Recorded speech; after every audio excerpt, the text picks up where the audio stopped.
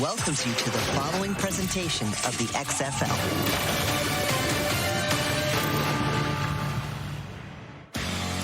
Beautiful night in Arlington, Texas. Choctaw Stadium comes alive, as does the Metroplex. Texas Rangers opened their 2023 season yesterday. How about the madness concluding the final day of March with the women's Final Four in downtown Dallas as we speak? And Taylor Swift in Jerry's World Live, the Swifties making their way for the concert of the millennium. But the Arlington Renegades are back in action here in Arlington. Drew Plitt's going to get the start after coming into the second quarter a week ago, and he'll be battling Ben DiNucci, who leads the XFL in passing yards, and the red-hot Sea Dragons, who've won 4 straight. DiNucci takes a shot upfield to Gordon. Gordon caught it. Gordon's backstepping. Gordon's going to score. Allison Allison for the score. Silvers. No, ball is out, and it's picked up by Lalos. Lalos ends it.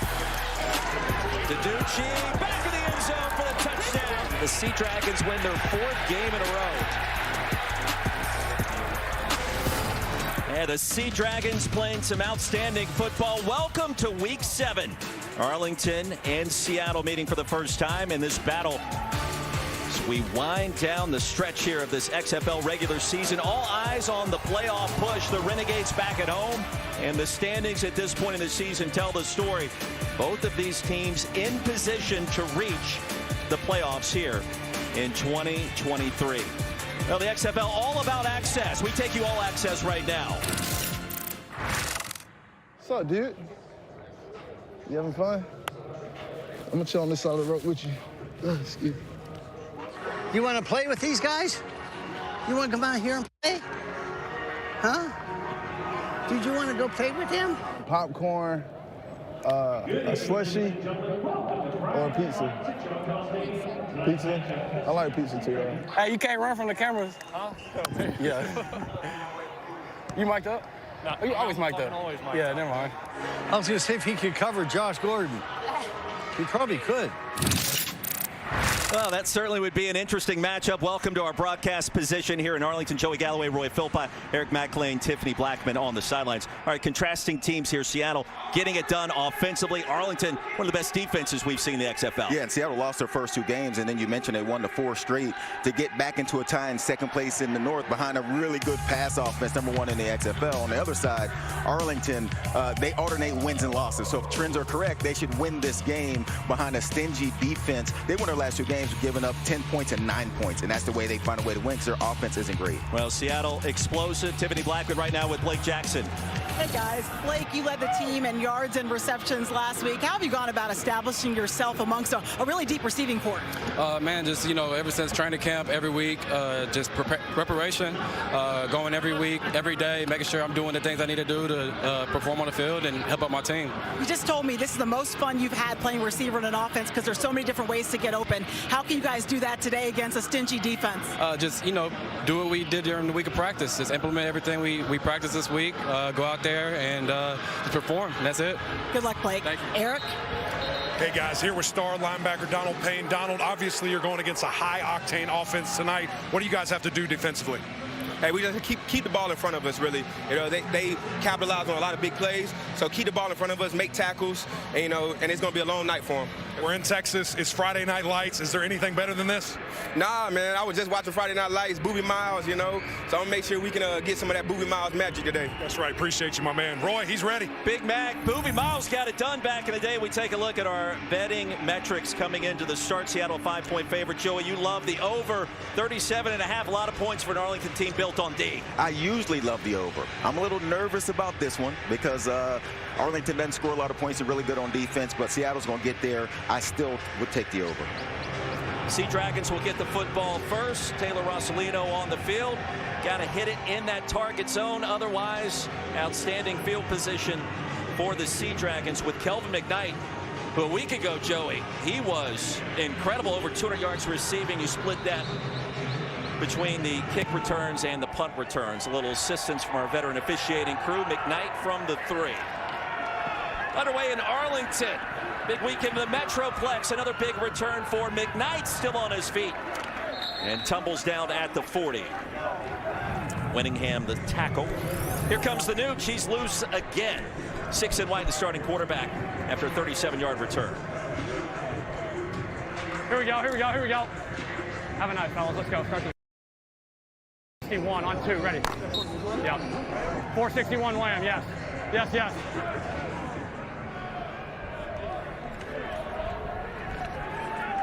Set go! Hut! Darius Bradwell, the running back. He'll fake the pitch, and Willis grabs it for about a 4-yard pickup on first down. The tackle by Shakur Brown. June Jones calling ball plays with a run and shoot. Oh, H bunch right.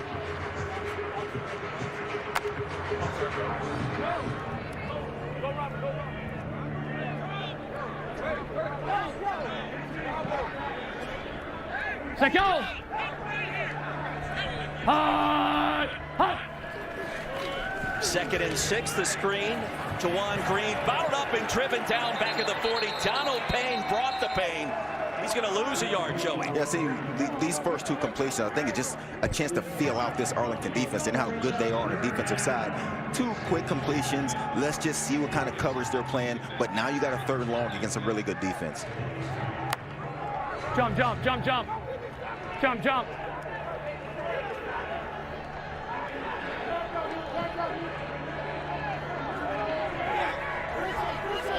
Set go! Hut! Nickel package for Arlington. The quick toss to McKnight. Had the big return. Has it up for a first down.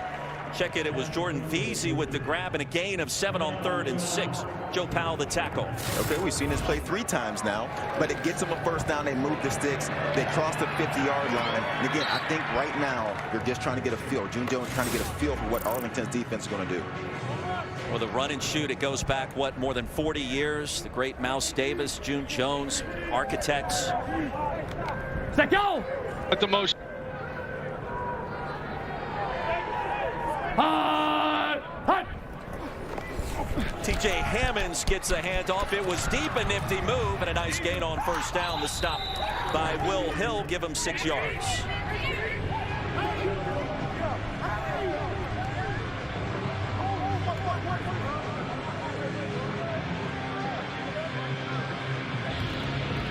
Hum to spread right, stack right.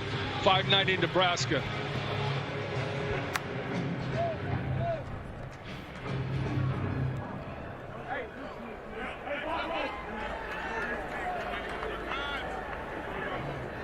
Set go! Hut! Hammonds the back.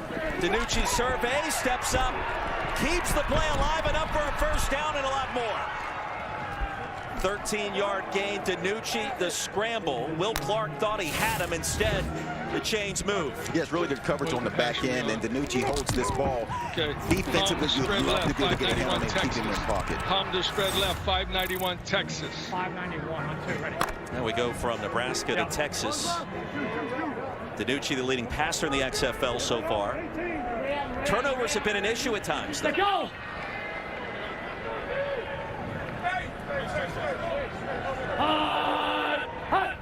11 touchdowns, 8 picks so far for Ben DiNucci this season.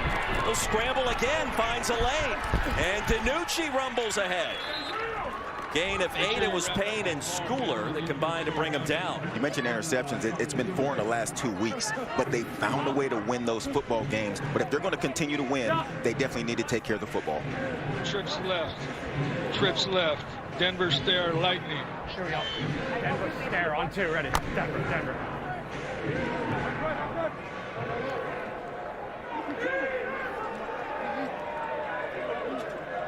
Set go! Sea Dragons finding opportunities on the ground. That pass swatted down, and it was Schooler. 3rd and short.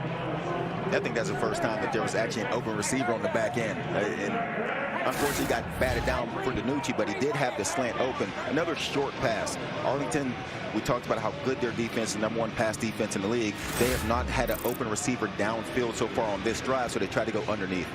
First incompletion for DiNucci. Love the sky cam angle. Never gets old. Empty backfield on third down. Wonder if he wants to take off again here. Clean pocket this time. All night to toss it. Off the pump fake, and DiNucci. Boy, the turf monster may have messed that play up and finally brought down at the 26. Now TJ Barnes, Devontae Lambert finally crashed the pocket to stop the drive.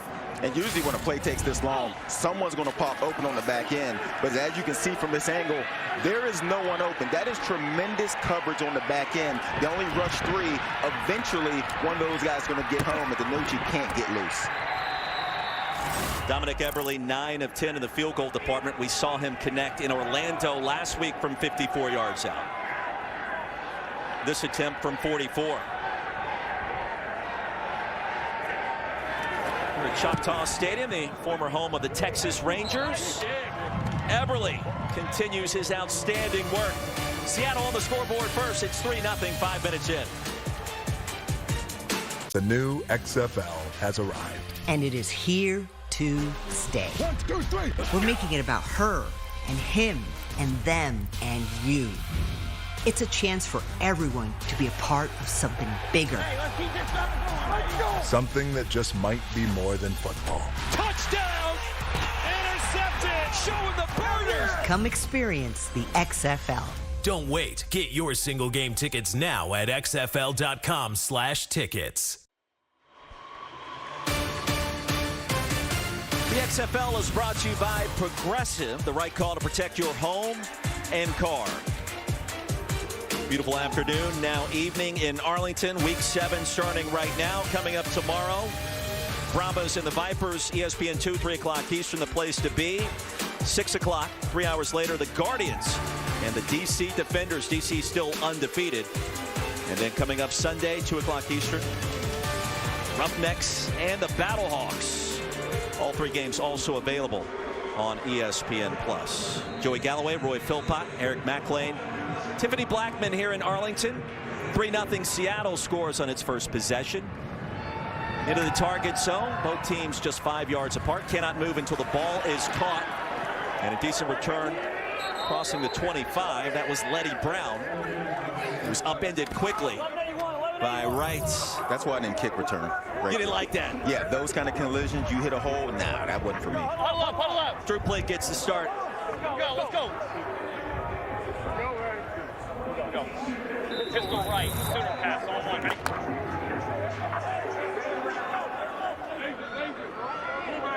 Sea Dragons now a 5.5-point favorite.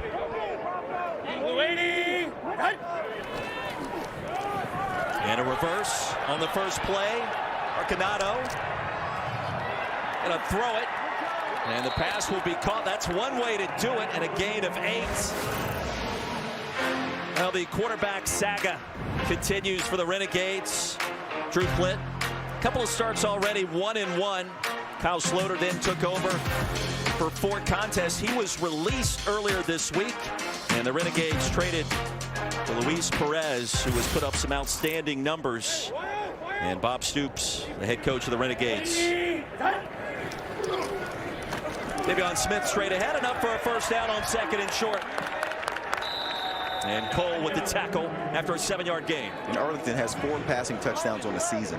Perez has 8. They need to upgrade a quarterback. They're trying to get better, the worst offense in the league. And so you bring in another quarterback to try to spark your team. Now Perez not active tonight. He has practiced some.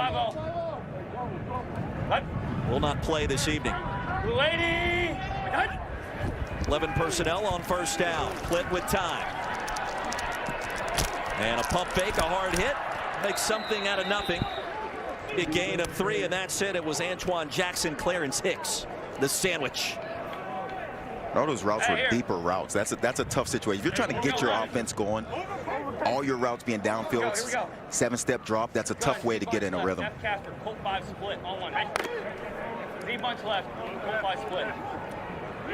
Plitt took over in the second quarter last week against San Antonio.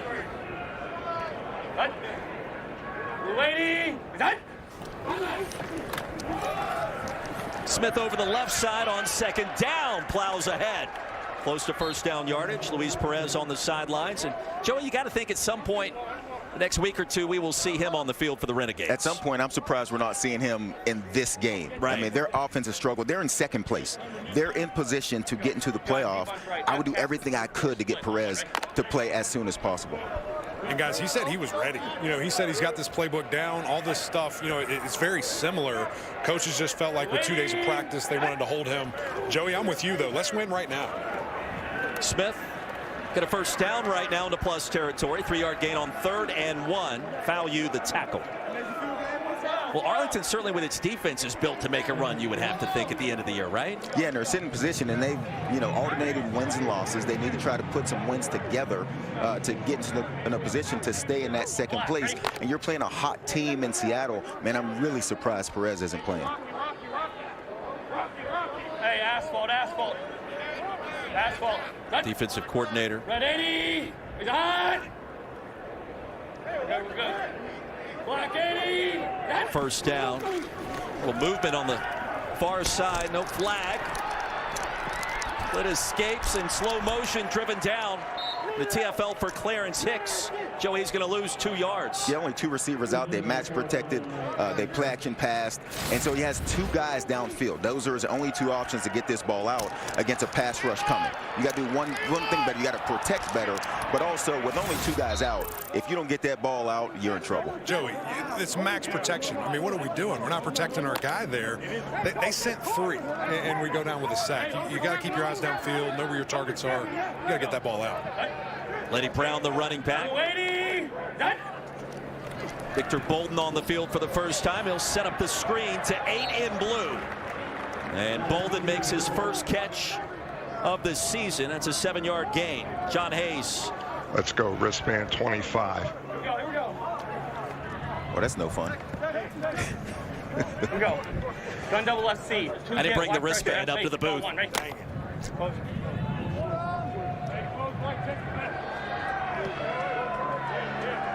Third and 5. Brown, the running back. Ample job in pass pro. Pass is incomplete. Sal Cannella, leading receiver. That's a play he's going to make 99 times out of 100. Yeah, and a play that a struggling offense needs him to make. E-Mac talked about the protection on the back end, and all these coaches talked about the toughest position to get is offensive linemen, and so you're going to have some of those issues, and that's why they're looking at E-Mac right now. He looks like he could play now. I think he could. Put him in, coach. Come on, catch the ball. He got a couple plays in him at least. 4th and 5. Arlington going to go for it.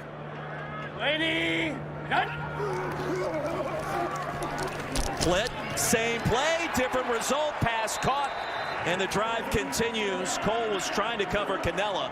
He was open again, and this time able to wrap his big mitts around the pigskin. And I love that. Go right back to the guy. He drops a big catch that he should have had on 3rd down.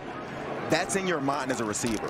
You want to get the ball as quickly as you can to erase that and move on. I love the play call and a really good first down for this offense. What is that? You press the X button, you call the same play again. I forget which button it is. It was so open, they're like, let's go back. 10th play of the drive. Fake it to Smith. Plitt on the rollout. Plitt makes a man miss, slides in for a first down. Well, that's one way to do it. Give him 11 yards.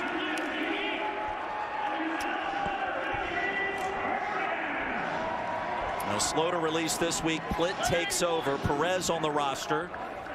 Drew Plitt with a lot to play for tonight. Keep rolling, boys. Gun double right, off. F yo-yo, Colt 4 split, F bluff, on 1, ready?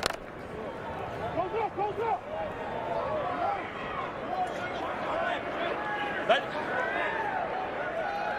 Blue 80. Vander Esch in motion. A lot of wiggle for Smith to plow straight ahead. Inside the 20, 4-yard gain. Stay 1181. Give me this. Give me Let's go. Ciroc. Wristband Get sub 5 out there. flip. Give me Ciroc. Ciroc. Mint Ciroc. Mint Ciroc. Sub. Mint Ciroc. Mint Ciroc. Can we get Eric to get one of those wristbands? So we can, Eric can just read the play for us. That could actually be like a new segment. Smith again, the running back. Fake the delayed handoff. Winningham never turned around. He made the spectacular play last week for the touchdown for the Renegades, not this time. And Winningham looked like he didn't think it was a pass play. He was running down the field, sort of running his guy off as if he thought it was a run play. I don't know, it was a little miscommunication. Always blame the receiver, but I mean, sometimes that's what we do. Yeah, sometimes the quarterback's wrong. This season, these two teams. That jerk smash on one, right? Here we go. Interesting directions. Smash, you gotta hit. Hey, we gotta go. Play clock winding down. Clint gets it away on third down. Off the back foot, sails a pass incomplete. In confusion, Smith was out in the flats. He stopped. No post corner for Winningham either. Man, he had a jerk route in the middle. Vander Esch on the jerk route, man-to-man coverage. That's what you want, the jerk route, because it has 3 different options. You go across the field, come back, or go up the field. You want to give Vander Esch a chance to work here. See him break back, he's going to be wide open. It maybe scores on that play because it's man-to-man coverage. Taylor Russolino on for the field goal attempt after a 7-minute drive. Plenty of leg for this 36-yard effort from the right hash. And a field goal kicking contest early has us tied at 3. Buck 43 to go in our first quarter. A little saxophone outside the ballpark on a beautiful night in Arlington. Bring it in for the XFL with a first look at some rising stars. Abram Smith. And a new opportunity for others. Danucci, he's in. Week 7 continues tomorrow on ESPN2 and ESPN and wraps up Sunday on ESPN.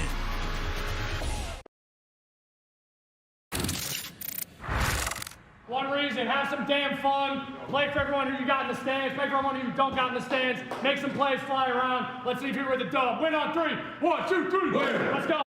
Energy, just follow me. I got y'all boys. Let's do it. Renegades on 3. 1, 2, 3. Renegades. Great access inside the locker room pre-game. One team has a quarterback break them down. One team has a linebacker. What does that tell you? Let you know where your strength is. Into the kickoff target zone. McKnight awaits from his own 8-yard line. Both teams can go after he receives it cleanly. He does. Explosive last week and maybe again here. Stopped dead in his tracks at the 25 by Javaris Davis. Well, Ben DiNucci, of course, long journey, collegiate ranks starting at Pittsburgh for a couple of years. Lost that first-team quarterback position.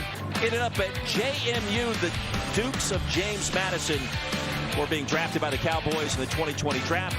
One start, a couple of games, a quick cup of coffee right across the street here in Big D. And now the starting quarterback for the Seattle Sea Dragons. Bradwell, the running back, again on first down. DiNucci sidearm release, triple coverage and incomplete. Josh Gordon, the intended receiver.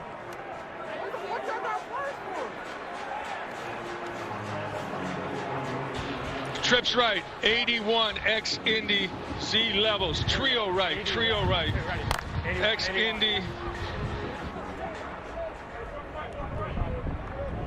D-well.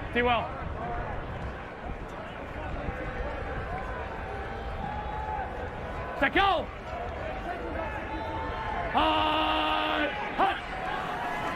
Second and 10. DiNucci heaves one deep, incomplete. Willis got a couple of fingertips on it. Mosby in coverage. Third and long. Man-to-man coverage, which Arlington's playing a lot of man-to-man coverage on the back end. And so you take your shots down the field. You just throw it up there, see if your guy can make a play. Ball kind of sailed on DiNucci, but those are the plays that he's made, and that's why he leads the XFL in pass yards. That's a play that Willis has to make, though, right? Right in the midst. I always assume the receiver should just catch everything. Come on! Impressive drive by each side, resulting in 3 points for both sides. Wide open, pass caught, drive continues. Jordan Veazey, big play to midfield. And Joey, that's a gain of 25 yards. Seattle explosive offensively this season. Yeah, you can see a difference in the thinking. On that first drive, it was 3 really short behind the line of scrimmage passes. And then on this drive, they've gone down the field now 3 times. Offenses have looked good so far. They've been crisp for the most part. Well, you love this kind of toss. All night to throw for DiNucci. Leads the XFL in passing yards, and Seattle, they've won 4 straight, on the move again on the road.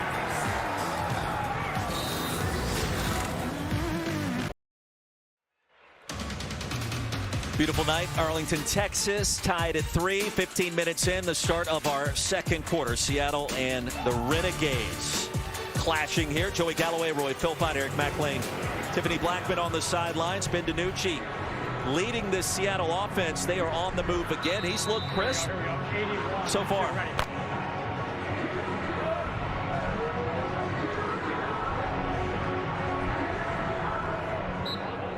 Sea Dragons still favored. That line now at 5.5 is only altered by a half point so far. Let go!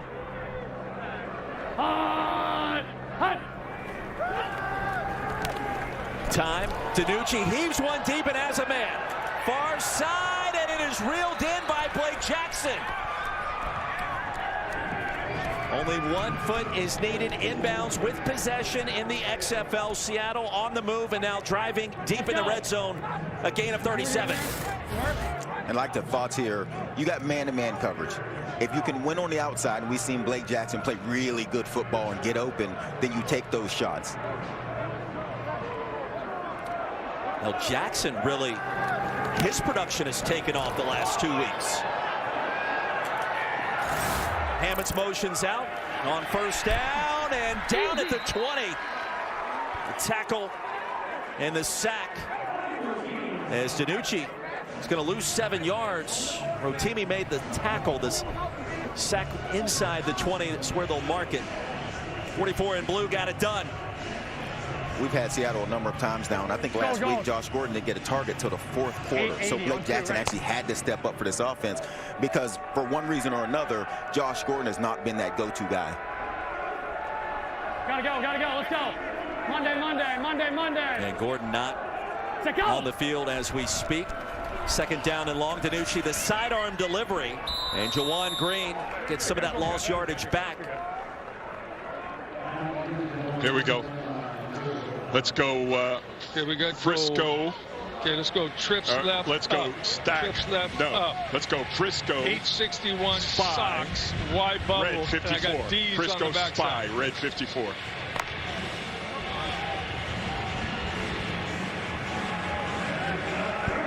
Gotta go, let's go. Set go. Renegades in the dime package. 3rd down and 11. The swing pass, Pearson. Hit hard, driven backwards. Shakur Brown met him first. That'll bring up 4th down. Another empty trip in terms of a red zone touchdown for the Sea Dragons on the road. Yeah, this is playing right into Arlington's hands with the way this game started. 6 points in the first quarter. This is a team that won their last 2 games good enough. We know that they're a really good defense, and they need to keep games close. They've held the best passing offense in the XFL to 2 field goals early. This is a great start for Arlington. Dominic Eberle's only missed 1 field goal attempt this season, now 10 of 11. 44-yarder earlier tonight. This attempt from 33. Sea Dragons trying to go back in front. Sensational on special teams the last couple of weeks. That will continue with Eberle connecting on the chip shot.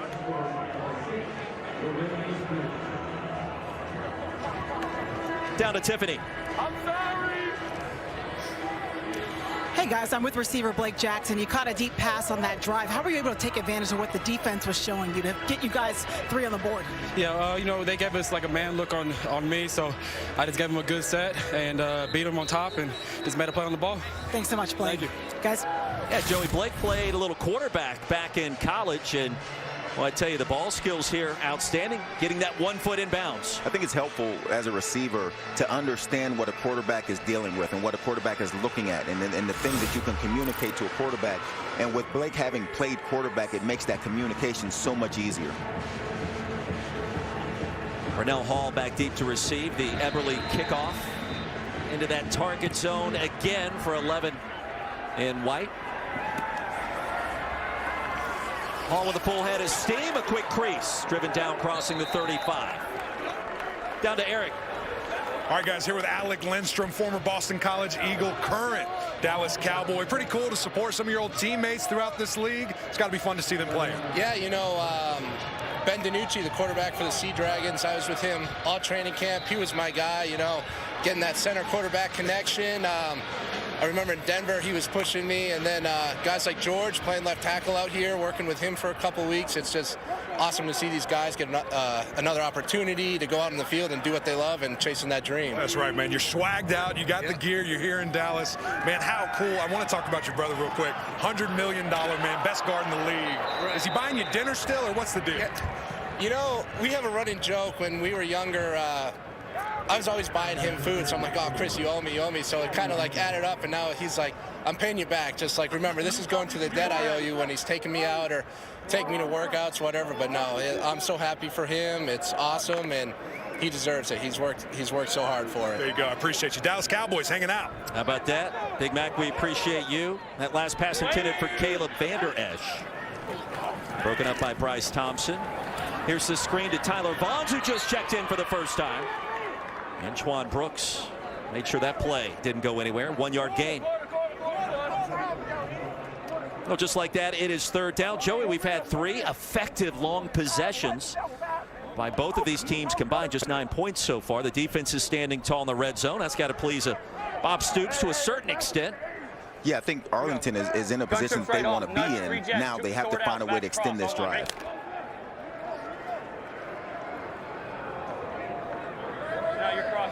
Just nudge. Cut. Blue 80. Cut. Third down and 9.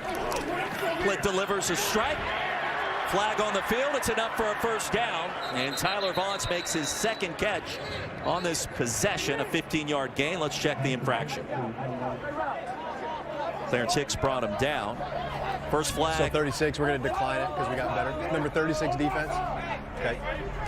Pass interference, number 36, defense. That penalty's declined. Result of the play is a first down. Zafir Kelly. Upper left, check it out.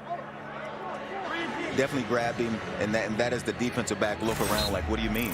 How are you calling that a pass interference? Clear grab, good call, but a better completion by Arlington to get this first down and keep this offense moving.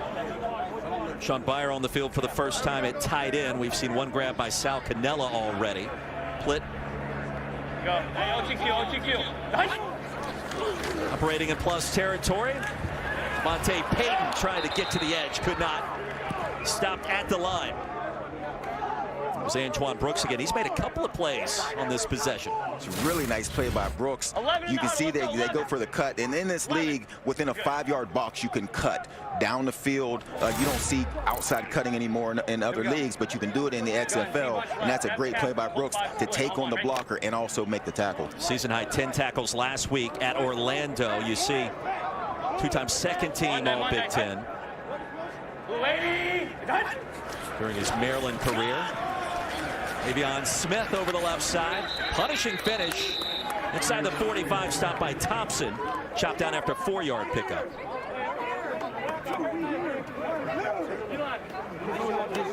Ryan Folkert's now the center for Arlington on this drive. Third down and 6.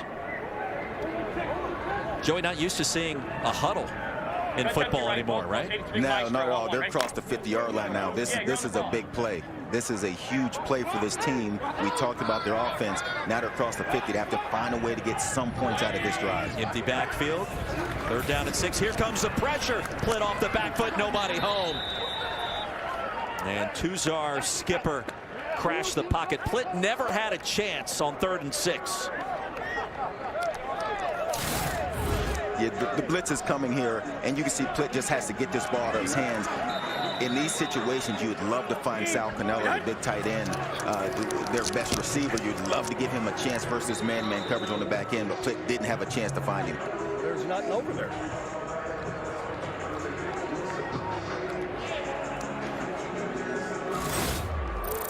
Marquette King on the field for the first time, the first punt of the night. Marquette also mic'd up for us this evening. Kelvin McKnight. Watch that ball literally hit at the 1 into the end zone for the touchback. Winningham tried to bat it out, could not do it. And Seattle will get the football back. When we come back, and Marquette King wanted that one to check up, couldn't quite do it inside the 1.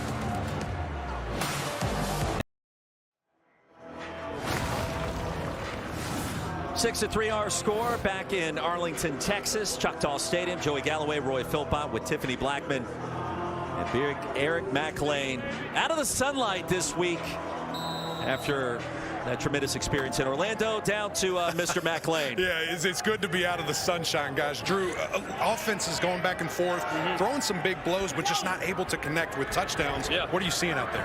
We're getting a lot of man coverage. We got to just win on one-on-ones, go out there, make plays. We'll come down with the field. Is it more of running, passing, executing? I mean, what do you think you need to do? All over, just finishing drives, man, right now. You know, we're moving the ball fine. We just got to execute and finish. Appreciate you. DiNucci tried to get to the edge. We saw that last week in Orlando, Joey, and he had some little comments as he was able to high-step his way for a 6-yard gain, a smaller pickup here of just 3. Yeah, he's fun to listen to while he's running the ball. He'll be talking to a defender, the ones he can outrun. You can't get me. Yeah, the ones that he can't outrun, he doesn't say much. Were you a trash talker back in the day? Not typically. Guys weren't usually close enough for me to talk. The Galloway way. Brad Willett running back on 2nd down. DiNucci, Blake Jackson stopped short of the line to gain. Will Hill, Colin Schooler combined to make the tackle. 5-yard gain, it's 3rd down. It's setting up a big 3rd down for the Arlington defense here. They've been really good on defense. They need to get this ball back. Right now, they're only down 3, so they're close in this game. Offense has moved it, but they didn't score on that 2nd drive.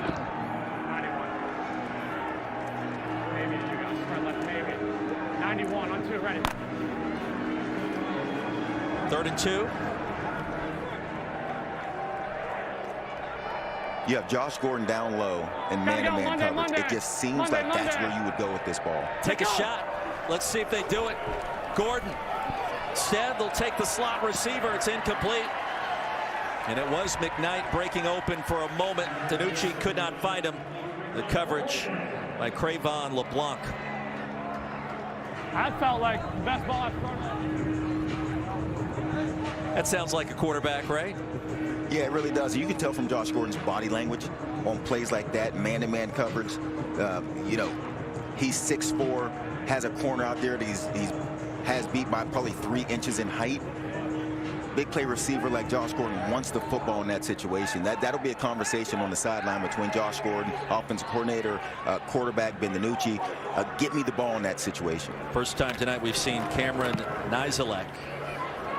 Joe Powell, watch that punt sail out of bounds. Arlington will get the football back when we return here in Arlington. And the Newts trying to get loose to McKnight.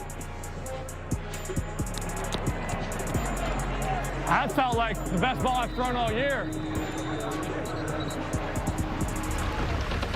The new XFL has arrived. And it is here to stay. 1, 2, 3. We're making it about her and him and them and you. It's a chance for everyone to be a part of something bigger. Something that just might be more than football. Touchdown! Intercepted! Showing the burners! Come experience the XFL. Don't wait. Get your single game tickets now at xfl.com/tickets.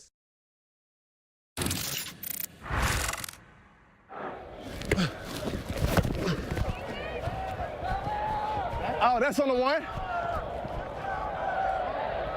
Come on, Marquette. It's too greedy. I said the 10. You put it down to the 2. Otherwise, I mean, why we gained 8 yards. I got you, Coach. Marquette King, a former wide receiver that was able to keep his scholarship by transitioning to be a punter, well known for his dance moves after some of his punts. Arlington gets it back. Here's a deep shot by Plitt, and it's going to be intercepted. Quinterio Cole with the pick, and now the return. Seattle prime field position at their own 43. Victor Bolden was the intended target, a 21-yard return, and the Sea Dragons flexing on defense. Yeah, I don't know that Plitt want to throw this ball back. I don't know that he saw the safety standing in the middle of the field, but they're taking their shot there. And those are the kind of plays in an offensive season where we're close, but we can't quite make this play. He throws it up. You can see the safety that makes a great play, flipping his hips and getting back. But, man, Plitt would really like to hold on to this ball, maybe go underneath of it. But give Cole his credit. I mean, that is to be able to flip your hips and then find that ball in the air on a windy evening here in Arlington. I mean, that is a great play by safety. Fourth pick of the year thrown by Plitt. Seattle gets it back, trying to expand this lead.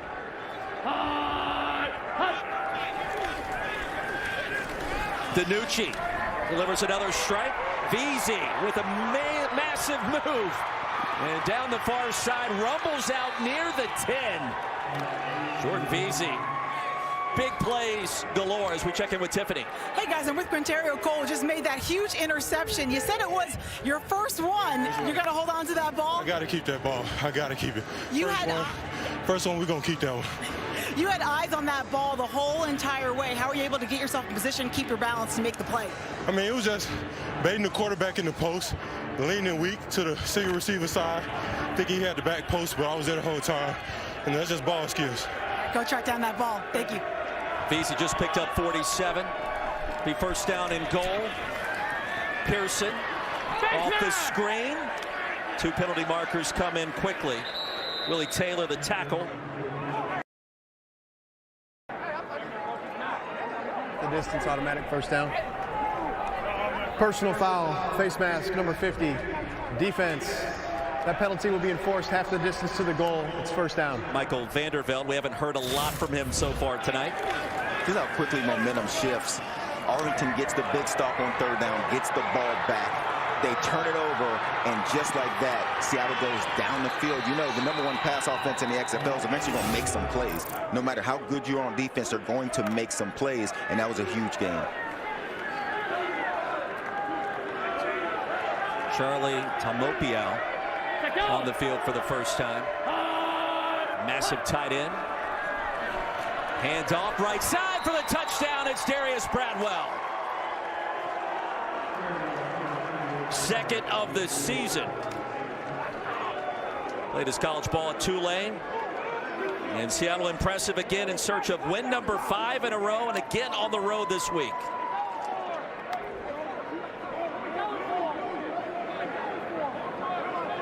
Now the question, you go for 1, 2, or 3. Practice this week, we heard a lot about the 3-point possibilities.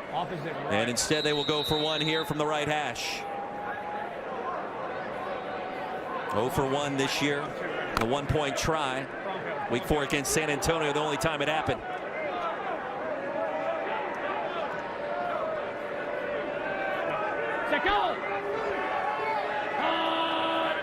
I wonder if they'll try Bradwell again. Indeed they will. A gap opens up, and there it is.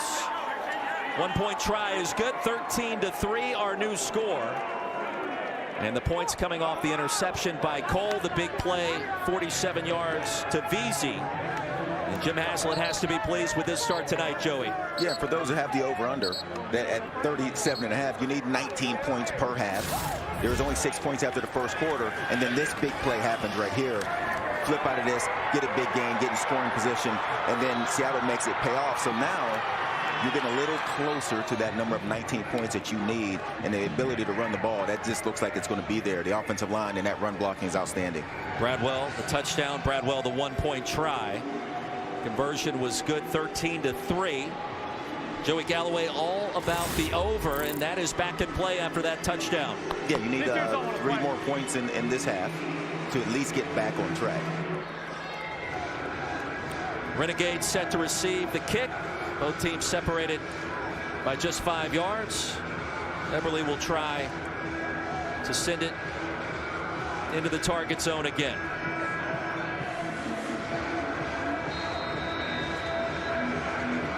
Pernell Hall back deep to receive. Angling right at the 20. And Hall sandwich, and he was hit hard. Daniel Joseph laid the wood down to Tiffany. Guys, I'm with Jordan Veazey. You helped to put your team in position to score. That was coming off of that big interception by Quinterio. How much momentum were you riding on that play? Really just trying to take advantage of opportunities. Anytime you get a turnover, you got to make the defense right, especially in games like this. So really just made the play when it came to me. That was all. Nothing special. Yeah, but you were plowing your way through. You were fired up about trying to get you guys in position. I believe I'm one of the best receivers in this thing, man. So you got to be able to run after the catch. You got to be able to show it on all levels out there on the field, and that's what I'm doing. So I'm just out there playing for my team and doing what I got to do. Thanks so much. Jordan Veazey speaking the truth. Dump off pass to Smith. He'll stay on his feet all the way to the 45. A late flag comes in, a 20-yard gain.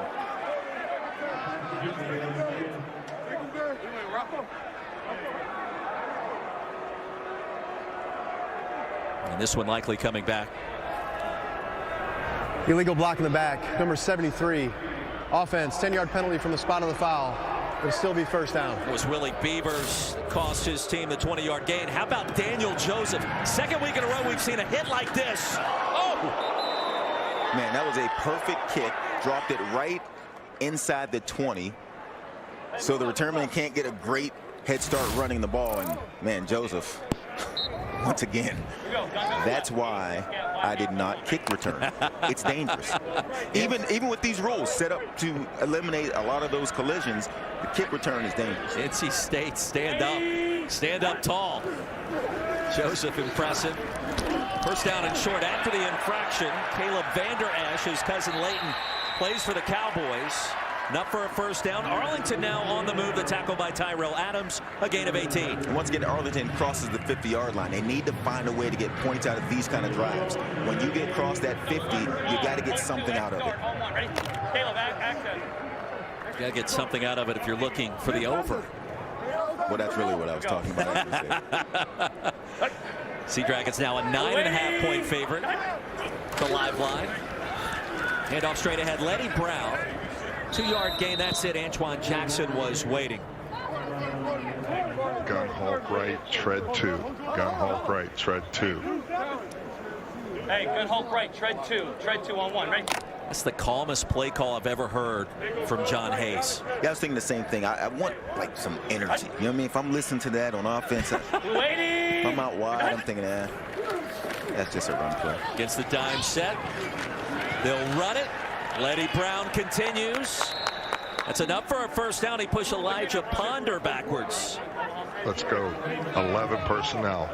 Gun Dixie right. Gun Dixie right. 3 jet Obama. The dulcet tones of John Hayes.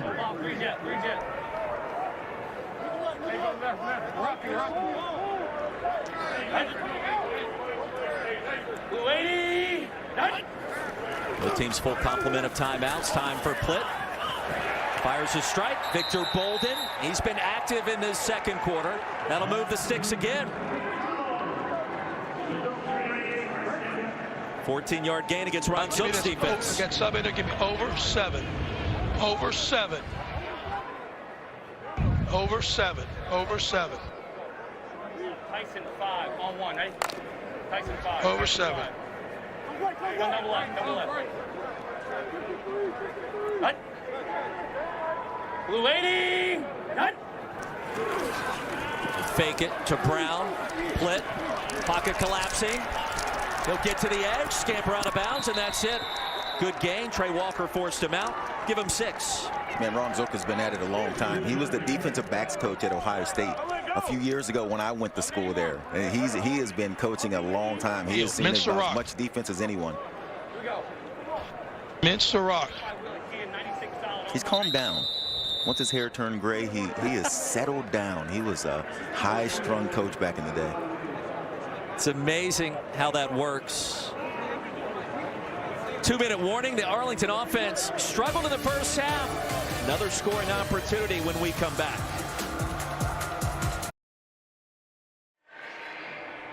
Make sure you don't miss any episode of the 9-part docu-series Player 54, Chasing the XFL Dream. Episode 5 debuted yesterday. Looks at why Wade Phillips in Houston brought back cornerback David Tolentino Jr. in Seattle's win last week over the Guardians with the help of breakout wide receiver Shakur Pearson. All 5 episodes also available to now stream on ESPN Plus and Hulu. Back in Arlington. Where is that guy with the barbecue? It looked pretty good. And I didn't see him on the way in. Second down, 4 yards to go after the 2-minute warning. Fake it to Brown towards the end zone. 1 yard short. Pass grab by Lawan Winningham. He has been acrobatic near the goal line the last 2 weeks. It'll be first down and goal. And Winningham is 6'3", and this is what I was talking about with Josh Gordon on the other side when Seattle has the ball. Man-to-man coverage, you got a big receiver. You want to just toss it out there, let him make a play. Yeah! On the 1. 2, my fault, 2. Winningham has made winning plays in big moments as a timeout is called by Seattle.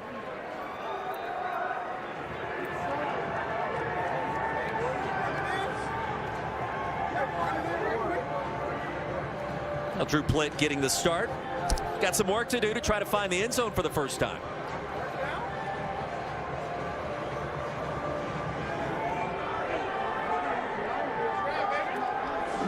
Yeah, Juan, nice job. Now Plitt, the MVP in Ball State's first ever bowl win. It was the Arizona Bowl. Victory against San Jose State.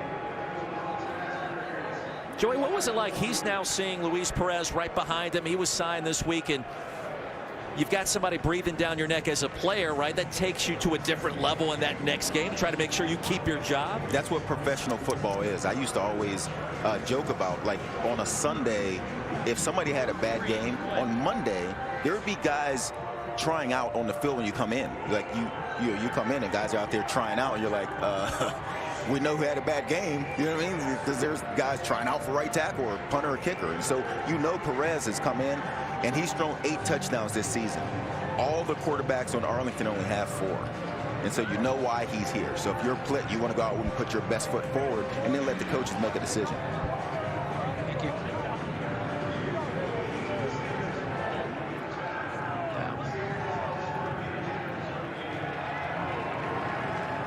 Seattle has challenged the catch as we check in with Dean Blandino, XFL Command Center. Yeah, we're letting the ruling on the field stand. There's just not enough separation there. There's contact, both sides, offense and defense, both making contact. Ruling on the field stands. Thank you. It'll be first down and goal. The Seattle challenge unsuccessful. Mild-mannered Ron Zook. Defense has been good so far.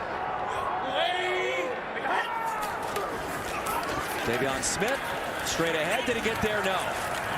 Second effort, maybe. Let's see.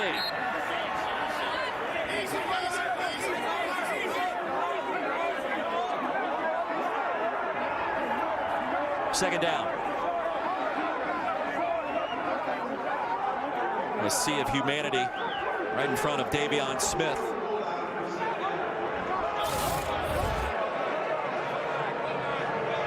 Number 77 for Arlington has checked in as eligible. Number 77 has checked in as eligible.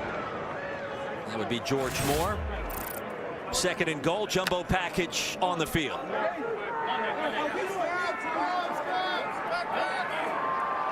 Smith goes at about 230 pounds. He'll get a try, and Smith diving across the goal line for the touchdown. Third of the season, and the Renegades reaching the end zone for the first time.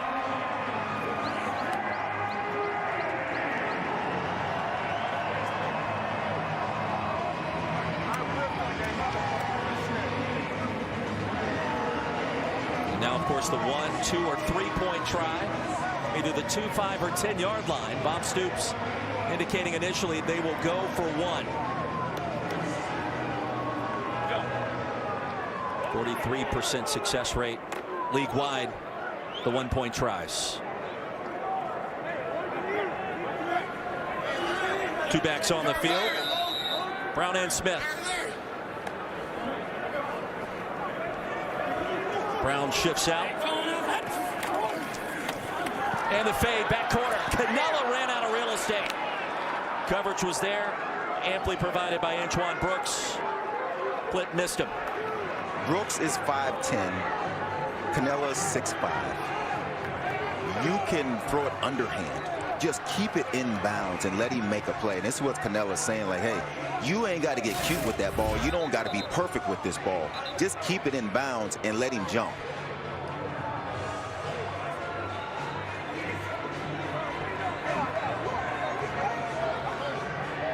John Hayes' reaction down to Eric.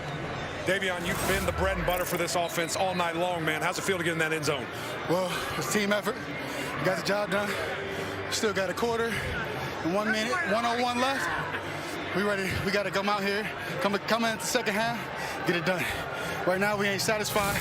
We got to put more points up on the board. Well, we feel good. There you go, Roy. Cheers. And for all of those people that have the over, 22 points now in the first half and on target, perhaps, Mr. Galloway. This is the second week in a row that we've had 6 points scored in the first quarter. And then the second quarter, things start to open up and people start to figure out these defenses and offenses get moving and then get back on track for the overs. Taylor Rosalino back on the field after the Arlington touchdown. The 1-point try, no good. Keep an eye on Kelvin McKnight. Both teams move. The reception of the football. He'll break out of the target zone across the 20. The stop by Nate Becker, the tight end. Seattle will take over there. 2 timeouts remaining, and Ben DiNucci.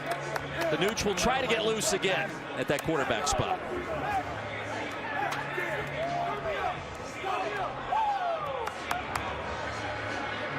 Ten of 14 through the air, buck 34. Not a bad start for the leading passer in the XFL. Plenty of time here, 55 seconds. You got a couple timeouts.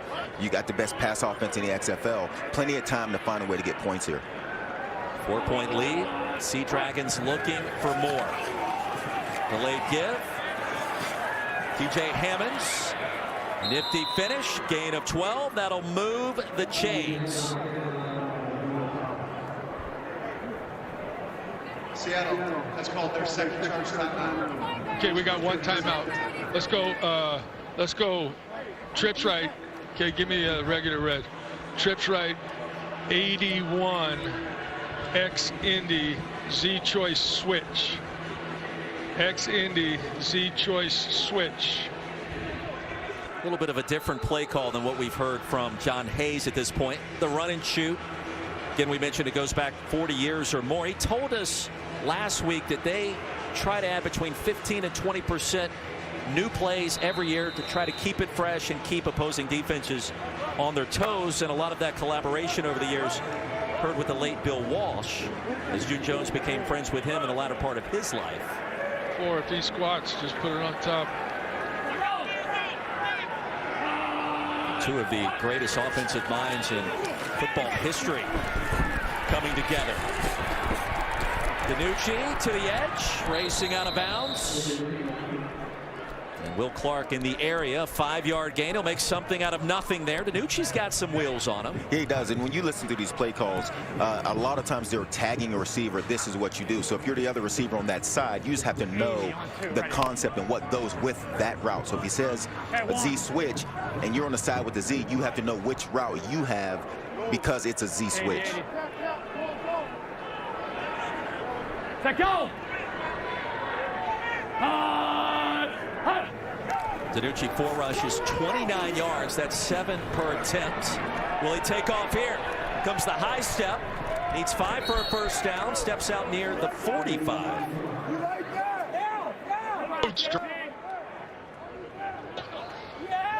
Here we go. Here we go. Let's go. Let's go rush 52 straight. All right. Let's go. Hum to trips right, Rush, 60 wide straight. flat. H choice, Z9X up. 60 on 2, ready. Z9, put it up on top.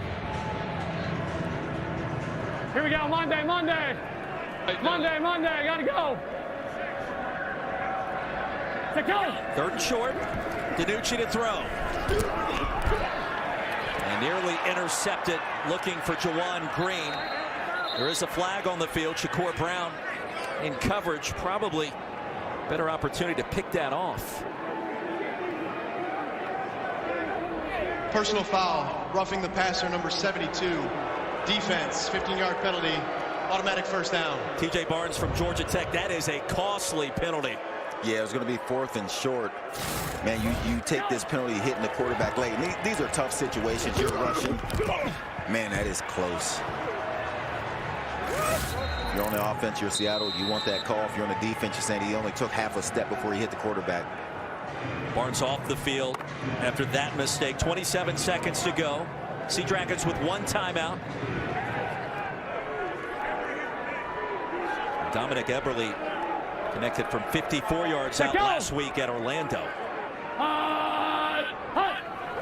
Most within his range. DiNucci to the edge again. Another big gainer. It's enough for a first down, crossing inside the 30, a gain of 12. Arlington was just rushing 3 up until now. Then they decided to send 5 this time. But you can see he breaks contain. When you send that many guys at your quarterback, you have to have a guy that sets the edge, or your quarterback gets out wide and you're in trouble for a big gain and a first down. He got 6 rushes, 44 yards to lead Seattle. Gotta go, let's go. Let's go. Josh Gordon back on the field. On the crosser, DiNucci steps up, delivers a strike. Blake Jackson short of the line to gain inside the 25. Timeout. Chopped down by Schooler. The timeout, Seattle's last. 13 seconds to go. 3rd and final charge timeout. It's going to be a 30-second timeout. That delivery is getting further and further down the slot angle, if you will, for DiNucci. Yeah, 2 guys in the middle of the field. Gordon was on the other side, just trying to get a short completion. And honestly, Arlington is happy about that completion. They'll take that. It burns the last time out. They only gained 4 yards, and there's 14 seconds left. If it's up to Arlington, they'd give up a couple more of those. No sacks, yep. Got to go to the end zone. X and Z not. Run, JG. Come on, 4. And 9s are go routes in every offense I've ever seen. And that's what DiNucci is telling them, guys, we got to go. We're trying to take a shot down the field. Juwan Green, top of your screen. You just singled him out. Let's go.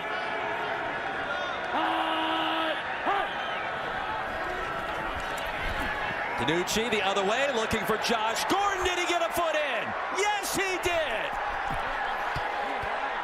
What a catch, Josh Gordon.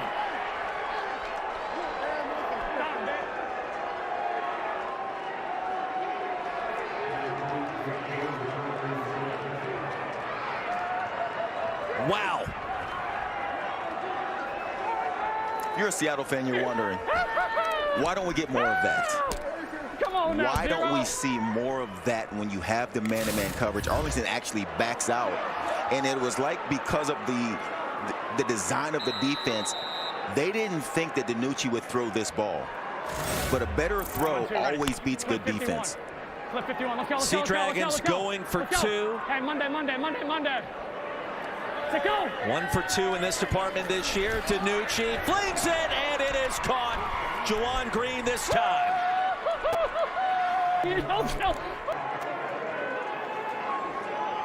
The Sea Dragons with 21 points on the board in the first half. Joey Galloway, 5 possessions, 4 scores for Seattle.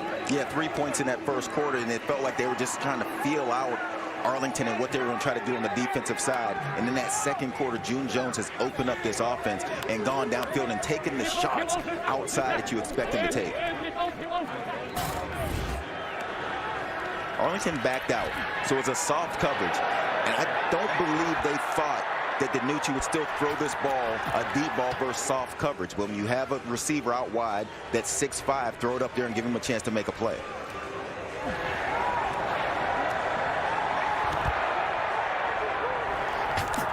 Ben, that is your best pass of the season. We had them punting 4th and 1, and we roughed the passer. Give it to him. Ben DiNucci, the story of this first half, Joey. He's completed 75% of his passes. He's accounted for 207 of Seattle's 217 yards. the total offense department. He has been electric. Josh Gordon making plays, and maybe something we will see more of down the stretch. And we've had Seattle 3 times so far this season. The last week I mentioned he didn't get a target until the 4th quarter. He didn't start the game. So you wonder if there were some issues there and why we don't see more of these kind of plays. Throw it up there and letting him go make a play. Sea Dragons now the lifeline department, a 12.5-point favorite after this outburst. Jim Haslett's got to be pleased, even if in this moment he is not.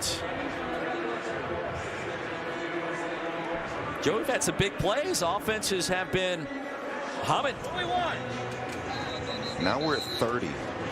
At over-under 37.5 is looking Arlington has pretty called good. their first charge timeout. 30 seconds in late. Renegades have 2 more remaining.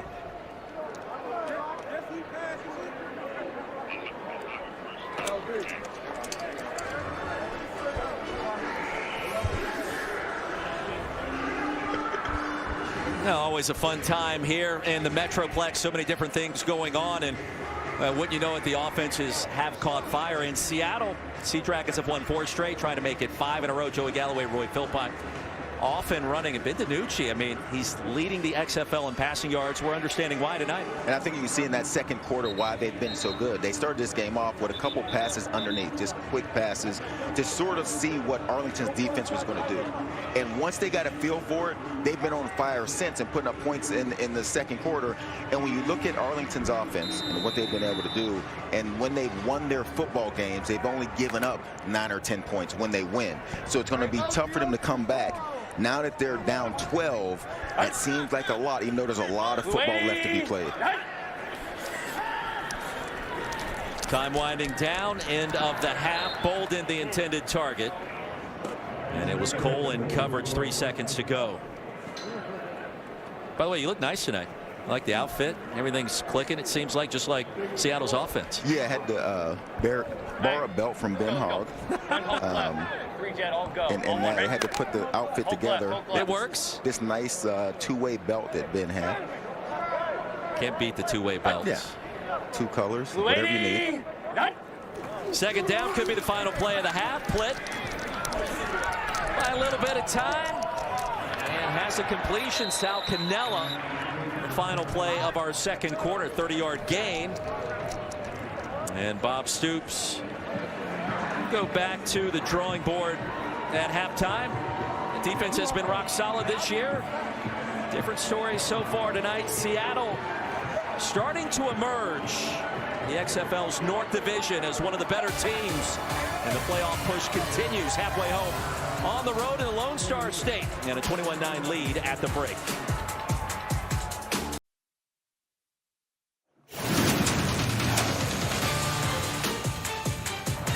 Another beautiful evening as we welcome you back to Arlington, Texas. Halftime here at Choctaw Stadium. And don't forget, massive matchup coming up next weekend in the North Division. The DC Defenders visiting the Seattle Sea Dragons. Can't wait for it. Colossal meeting. Just flips it. Oh, what a catch. Be on watch for the Seattle team. Abram Smith, how about it? They intercepted off the carom, it's picked off, and this is going to be a house call. DC Defenders, the only undefeated team in the XFL. Yes, indeed. Contrasting styles. These two teams doing it in different ways. DC leads the XFL in scoring almost 29 points per contest. Meanwhile, Seattle has been stingy on defense, less than 18 points per. Be back with exclusive locker room access in the second half. Coming up after this.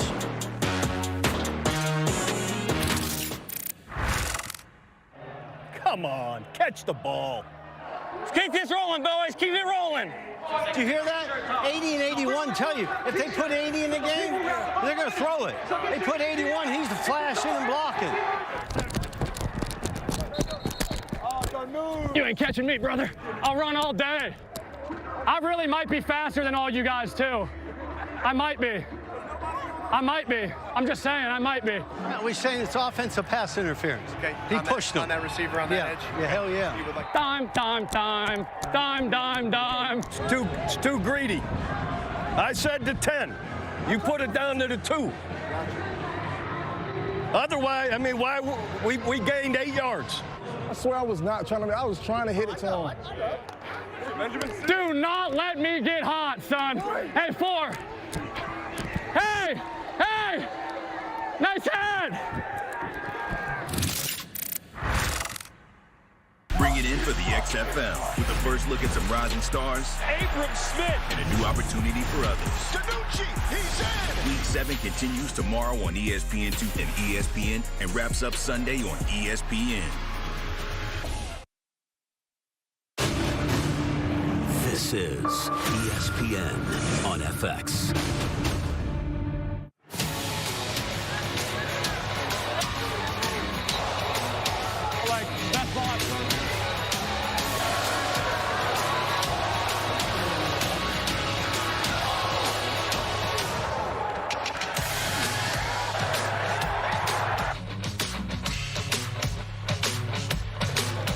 Welcome back to Arlington, where the Sea Dragons lead at 21-9 over the Renegades. I'm with Josh Gordon. You just had an incredible touchdown catch to further extend this lead. Your teammates walking in saying number 0 is pretty good. Oh, no. But yeah, how are you able to do it? With these teammates. These are the guys I go to war with every day at practice. You know, this is, I think, the best team in the XFL, and we're out here to show why we are that. And we got to go out there and prove it each play, and hopefully we walk away with a win. So, what did you guys notice about their defense? Because you all are playing quite differently than you were in the first quarter. No, we made some adjustments. Coach June here, he made some good adjustments. He called that, as y'all heard it, you know, right there before it happened. And if he sees it, and then we see it, and hopefully Ben sees it, and then we make it happen. So it's just execution and enough practice to get it done. And we got to hit it done tonight. So we got another half, and we'll see if we can't get another one out here for y'all. I know you don't always want to see your quarterback on the run, but he's leading the team in rushing right now. You know he had some wheels? I did not know. I didn't know he had wheels. This boy 6 got wheels. No lie, he's an athlete. He's an athlete. I swear to God. Thanks so much, Josh. I got you.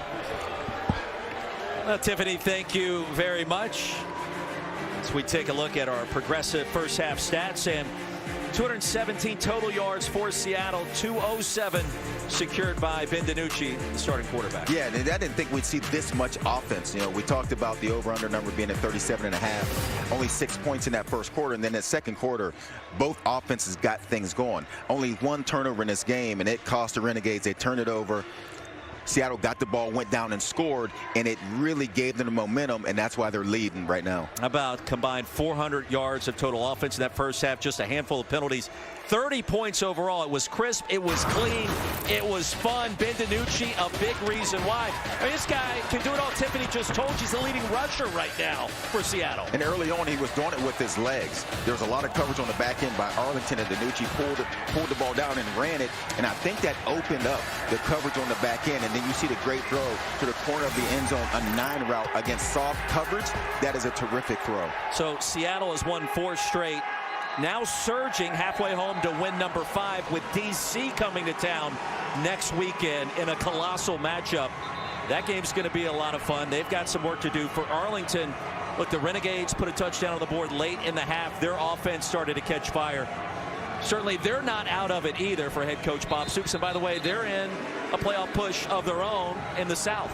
Now, the problem is, now that they're down by 12 going into the second half, we're talking about an offense that is the worst scoring offense in the XFL. And so now having to come back from 12 down is a tall order with an offense that isn't used to scoring that many points. That 0-2 start, Jim Haslett told us last week, felt like they should have won those first 2 games. Coaches tell you those kinds of things all the time, but boy, they've been in it to win it this year. Veteran coaching staff, and the standings certainly tell you the story. Arlington, top 2 teams in each division, will make it to the playoffs, to the postseason. Arlington in position. Seattle currently tied with St. Louis. That massive matchup with DC next weekend. Lenny Brown, start our third quarter. Renegades will get it. Drew Plate, who got the start, back on the field. 11.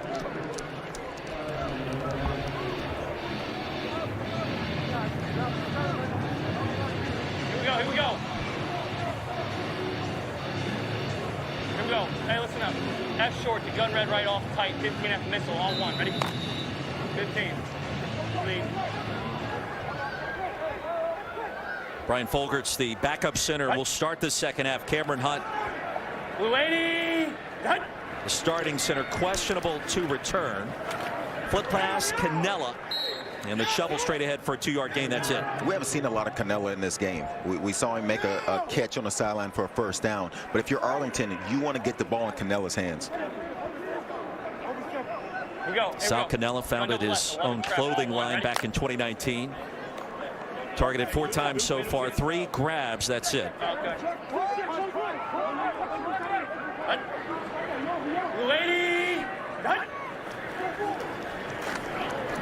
Smith at 230 pounds. Nice move.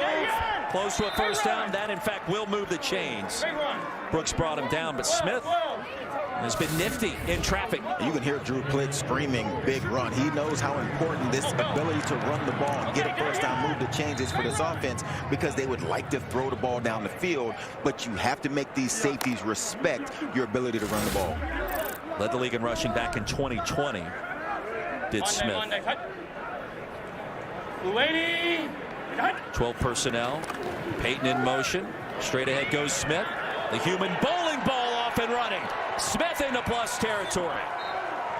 Holder on the wrong end of that collision. A gain of 17. Bob Stoops has found something. And Smith is 230 pounds. You're not just going to grab him and bring him down. And you keep seeing Seattle, it looks like they're there, but they're trying to bump him. They're trying to grab him. That's not going to work.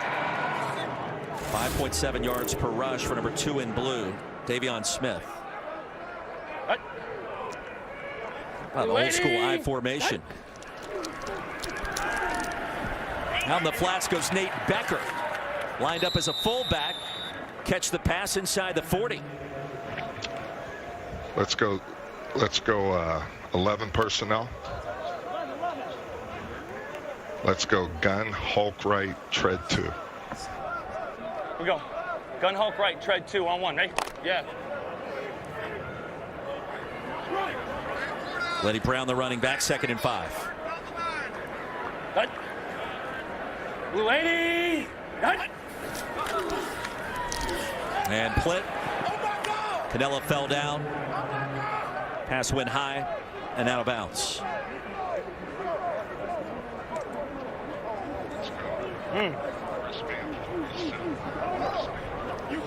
Here we go.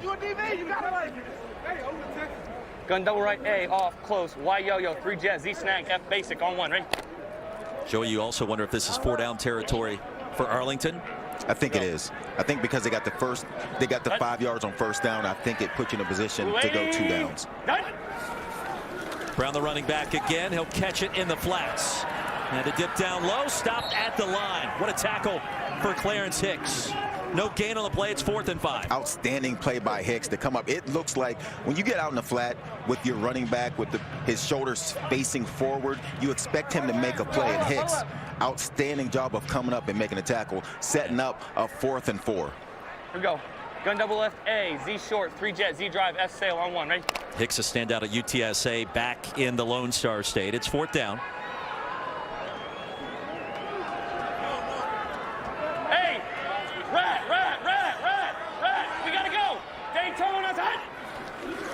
Only 4th down conversion of the year came tonight off the tunnel screen. Vaughns make it 2 for 2 on 4th down. Tyler Vaughns picks up 9 on 4th and 5. And that's all Plitt. You can see him change the play. You see the hand signal. You see the audible. Man, that is gutsy. 4th and 5. You throw one behind the line of scrimmage. That is a gutsy play call and a great run by Vaughns. And there was traffic around that pass. Chris Payton-Jones looked like had a path to the ball carrier after the grab. Drive stays alive. Opening possession of our second half. Lenny Brown off right tackle. Barrels ahead. 3-yard gain. Hey! Rat! We gotta go! Daytona's hot! It's the audible on 4th down. Well, Drew Plitt, Joey, 14 of 22 for $150. What's interesting about this league because of the access, now next week, when they go play their next game against Orlando, Orlando's listening to this and watching this and seeing all of these checks. They'll know what that check means. So Arlington will have to change that check. Plitt takes off. Double team, driven down at the 20. Well, 9 different receivers have caught passes tonight for Drew Plitt. Arlington on the move, knocking on the door of the red zone. About crunch time here. Ouch. That's why quarterbacks are allowed to slide. that makes no sense. Renegades now with 95 yards on the ground. Blue 80. First and 10 after a gain of 7. And barreling ahead again is Letty Brown. 9-yard gain, the tackle by Tyrell Adams. So the Renegades, the ground game working. Get down, big fella. Ben, tell them. Realize all these guys, they practice together, they eat lunch, eat dinner, work out together. So there's a lot of guys that are friends. And so, yeah, DiNucci's looking out there, seeing Plitt take that hit. He's thinking, come on, big fella, we got lunch tomorrow. Get down. We got to go. 11th play of the drive coming up. Blue 80. Low snap, Plitt handles it. Those are tougher when you get closer to the goal line because everyone's near the line of scrimmage. That's going to be a tough play to make. Those defenders now don't have anywhere to drop back to. Their backs are against the goal line. No gain for Peyton. Face mask! He's grabbing his helmet! He pulled his face mask! You guys don't see that. No. Well, the more things change, the more they stay the same. The lasso tackle. I'm not sure if the face mask was ever firmly grasped. That one would have been called. That is a quick hand on the face mask. 3rd down and 1. Letty Brown tackled behind the line. Lelos. Now he's been battling a shoulder injury. No problem there for Nico Lelos. Got to go for it on 4th down, Joey? Absolutely. You see Canella comes back in the game. Now, their best threat to catch a pass here in these kind of situations. 3-jet Duke, Y fade on 1, ready? Yeah. I heard Y fade. Which means Canella's running the fade, man-to-man coverage. Right wide. We've seen Plitt miss him on the extra point try. Now can he give him a chance to make a play? Canella defended by Lyndon Stevens.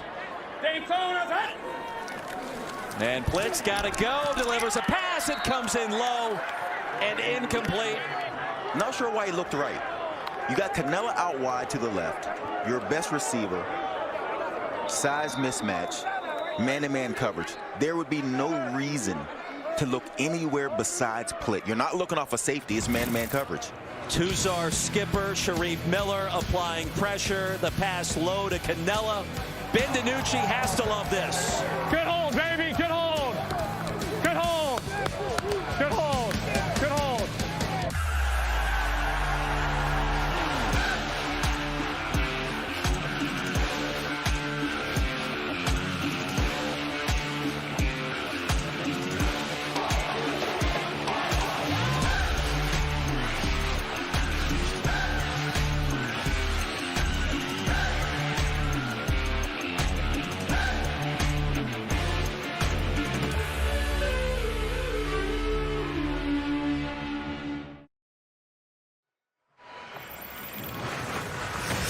Three chances to pick up a yard to keep the drive alive. On 4th and 1, the throw is low, and Joey, Renegade staff, not pleased with how that drive ended after 7+ minutes. Go for it. Seriously. Go for it.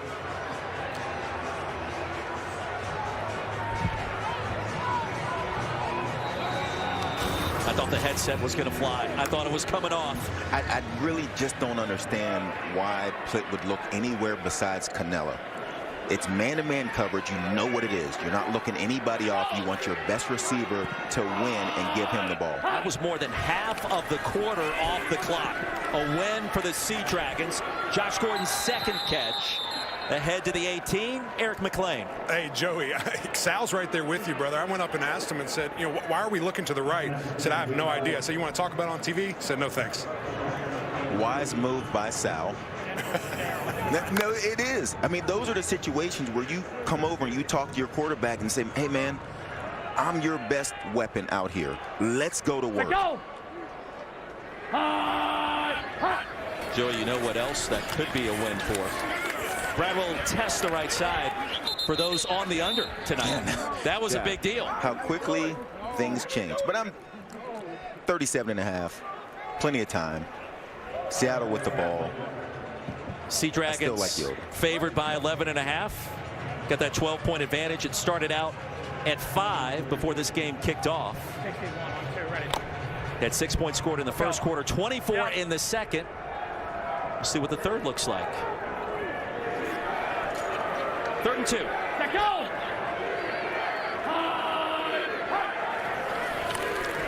DiNucci to throw. Pearson has it.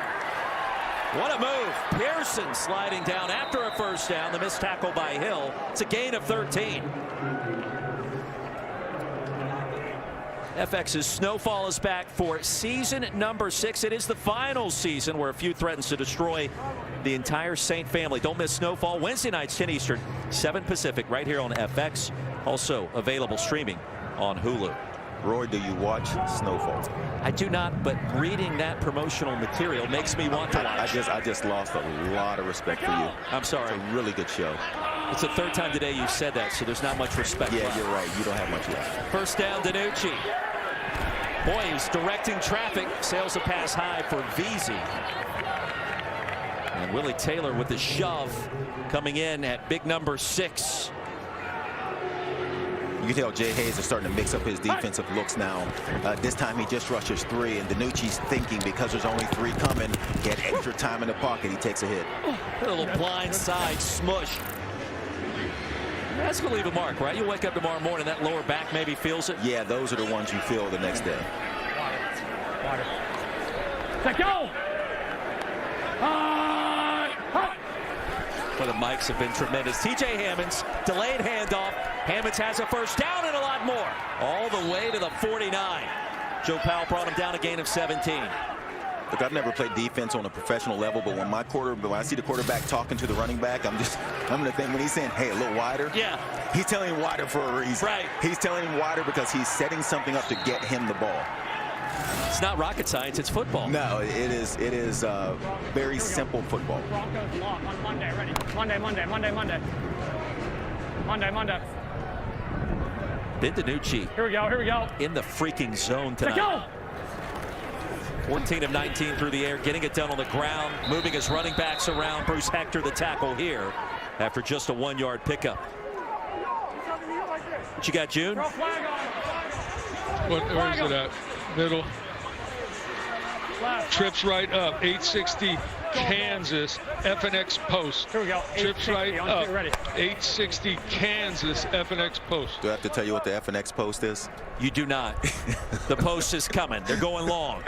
You rarely see 2 posts. Let go! Let's see how this works out. Empty backfield. DiNucci retreating and just heaves that one out of bounds. Willie Taylor again crashing the pocket. Get the butt slap from the quarterback on the way back to the defensive huddle. Way out of the pocket. I want the same thing. Trips right up. 860 Kansas special. 860 Kansas special. X return. That X button was just hit, right? Same play So coming? he said same thing, but he called a different play. So he meant same protection, same drop, everything, but that's a different route combination. 3rd and long. DiNucci underneath. Eamon Willis will have the first down. Had to cross the 40. Make it to the 39 down to Eric. Really good decision there, guys. You know, I think Ben of a couple of weeks ago, he's waiting on that corner route. I think he throws it, but he was patient. He saw the defensive back dropping back to take that away, took what the offense or defense gave him. That's what's been noticeably different from him so far to me against the #1 pass defense. No turnovers, knock on wood. I know that's the announcer's curse. Yeah, it's like the 95% free throw shooter at the line. A couple of misses after the announcer jinx. The toe tap and the completion. Blake Jackson emerging as a star for Seattle. That's a gain of 22. And DiNucci is feeling it right now. It's interesting. I think he got in his zone by running the ball early, making the defensive backs of Arlington start to respect his ability to run. And since then, from the second quarter on, he's been on fire. 73% completion percentage for Ben DiNucci. Here we go, here we go. Let go. Point catches for Jackson. He's got 68 yards. Pearson was drifting out for the screen. The pass was batted down by Willie Taylor. Who else? Well, Taylor doing his best to try to perhaps preserve this underplay for some folks that are still watching as a result of the total in this game. Yeah, it's a big play for Taylor. It gives them a chance to catch their breath. It sends Seattle back into the huddle, which gives the defense a chance to catch their breath for a second. Monday. Let's go. Gotta go. Monday. Let's go. Second down, DiNucci. Empty backfield again. End zone. Intercepted. Will Hill. Big play for the Renegades. Still running. All the way back to the 30. And McLean strikes again. That is a heck of a call by Eric McLean on the sideline. He's outstanding. He should be a coach. He warned himself in that hit. Absolutely said it and then admitted it was his fault. Guys, let me just tell you something. I'm on this sideline for a reason, okay? I was putting that out there for a reason. Will Hill, the thrill in the end zone. His first interception of the season.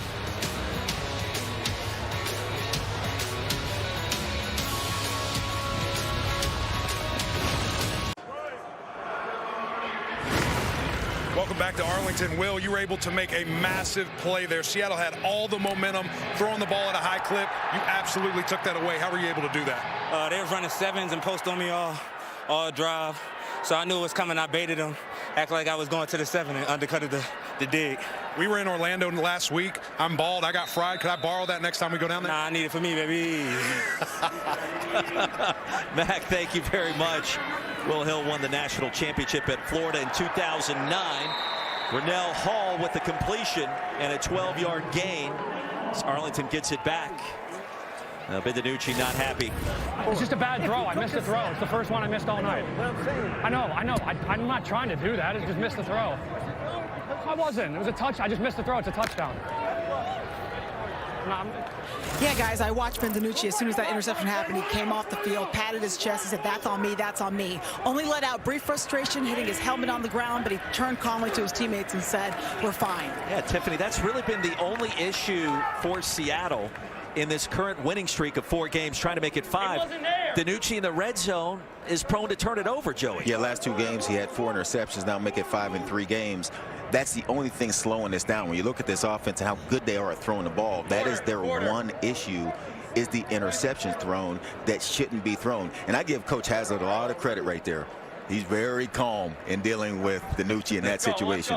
It wasn't there. Got a little mouthy there for a minute. Yeah, that was interesting. That happens, and it happens on the sideline more than most people realize. Well, the Sea Dragons had scored touchdowns on their previous 2 possessions. Not this time. Arlington trying to be the hang-around team. Scoreless third quarter in the books. Big pick by Will Hill.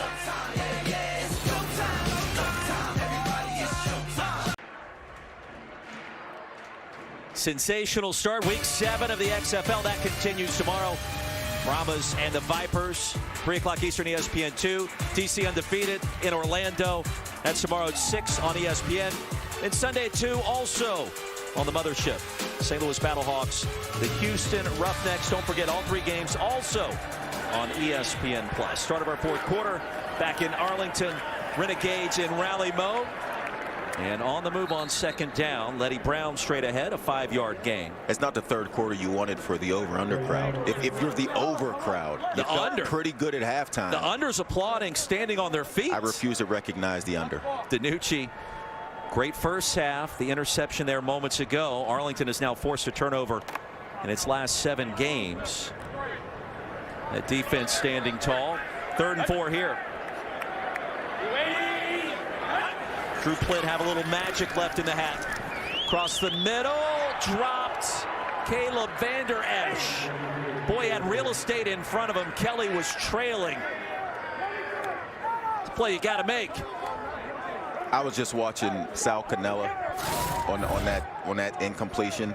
It sort of just jumps around like, man, I need this ball. That is a tough window to throw that ball into. Van Der Esch has been outstanding in the slot. And Kelly got a fingertip on it, too. He has to flatten that route out some, or he's going to get undercut. Yeah, great job by Zafir Kelly. Critical moment on 3rd down.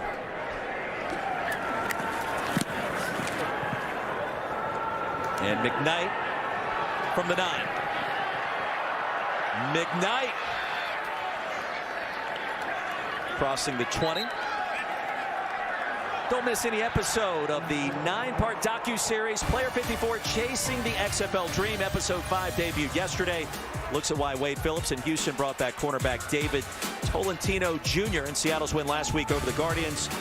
Used the help of breakout wide receiver Ja'Cour Pearson. In the process, all 5 episodes also available to stream on ESPN Plus and Hulu. Now Bob Stoops. Defense. He's going to body slam the punter? The punter? Well, ask him. That's terrible. You can't let him do that to a punter. Oh, they got tangled up. That's what I'm getting. Okay. That's a good reason. Just body slam the punter. All smiles for Marquette King after that sequence.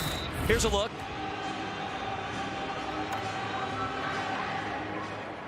And Clarence Hicks doing the tango for a minute. Okay. Intertwined quickly. King was talking to Mac Lane on the break and forgot he's the punter. Hammond's on the swing pass. Out there, he's trying to start a fight. Emac's talking to a lot of specialists, it seems like. Wow.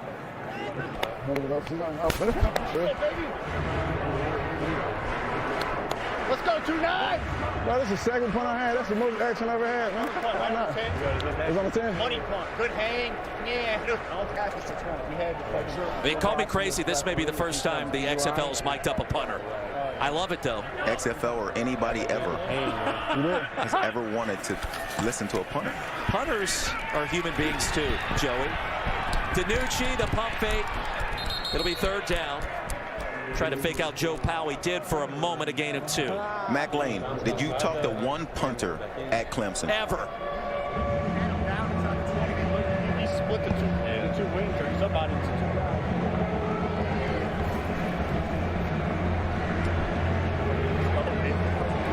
Yeah, no shot, Joey. Roy can tell you a very funny punting story that actually goes back to last week in the Orange Bowl. Got an unbelievable pass to Christian Wilkins. That was a fake punt against Bob Stoops in Oklahoma. Shout out, don't forget it. 3rd down, DiNucci. Caught, Juwan Green, 1st down, Seattle. Slung down in midfield.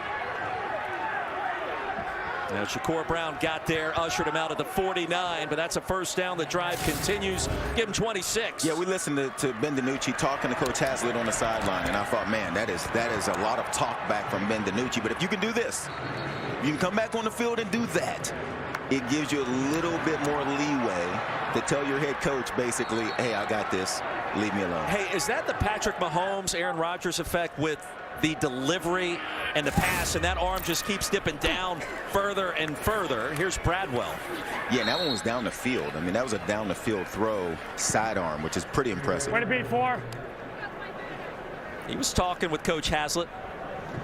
He was talking at Coach Haslett. He wouldn't let Coach Haslett talk. Back up, guys. Back up. Back up, guys. Back up, Wes. Back up.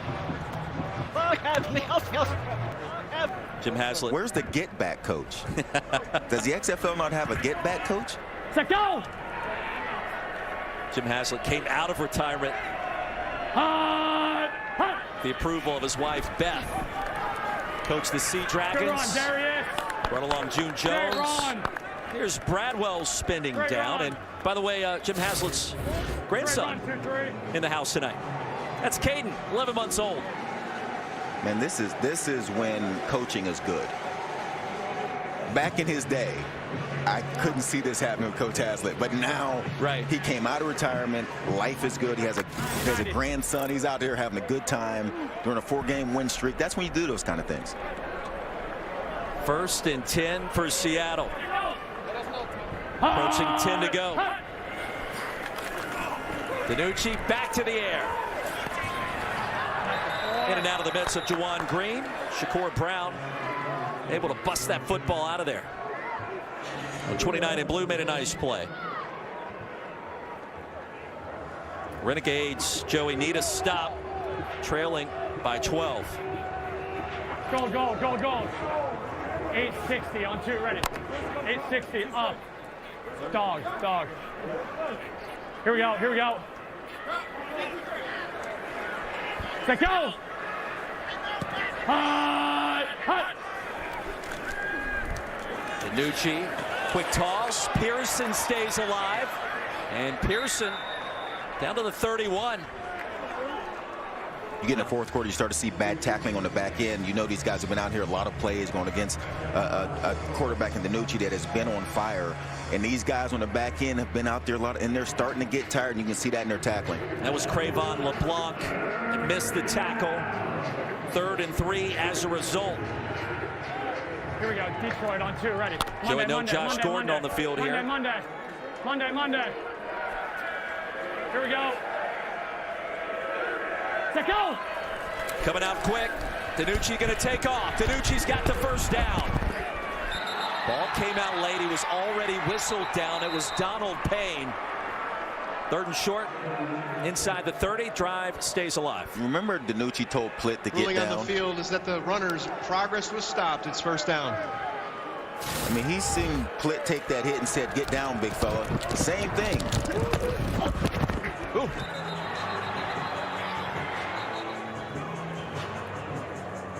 Ball came out after forward progress was stopped. Monday, 80. Monday. Here we go. Let go.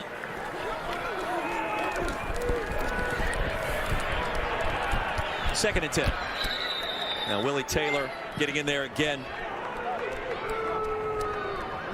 I think Arlington needs to do more blitzing. They got to do something to make DiNucci uncomfortable. This game seems like it has lost energy. There was no point scored in the 3rd quarter. It feels like something has to happen on one side of the ball. Cheat axe, 3-seam. Cheat axe, 3-seam. He will. Scoreless second half so far. Joey Calloway. Monday. Let go. Most of the halfway point of our 4th quarter. Incomplete. Willis. Penalty marker comes in late. Osby in coverage.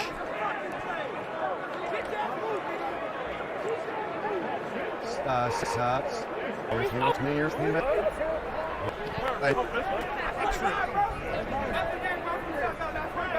right, so we're nothing there. Okay. There is no foul on the play. It'll be 2nd down. Correction, 3rd down.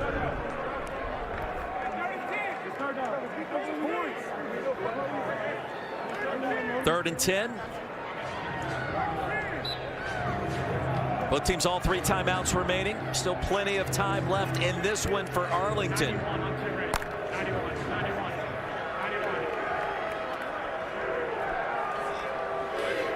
Let go.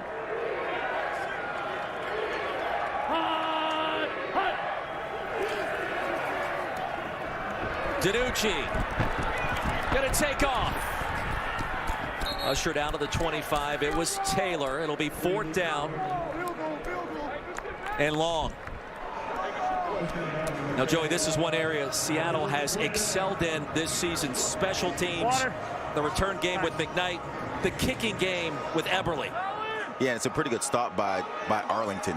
You needed to at least try to get off the field, hold them to a field goal here. You hope they miss it, but at least you keep yourself in the game. With the scoring rules and the points in the XFL, you're still in this game, even if he hits this field goal.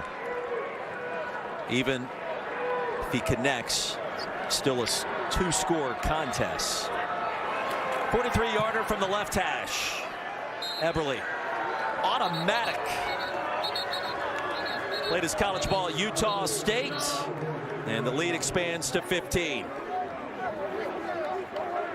Little extracurricular, no flags. And it's getting late in the Metroplex. 24-9.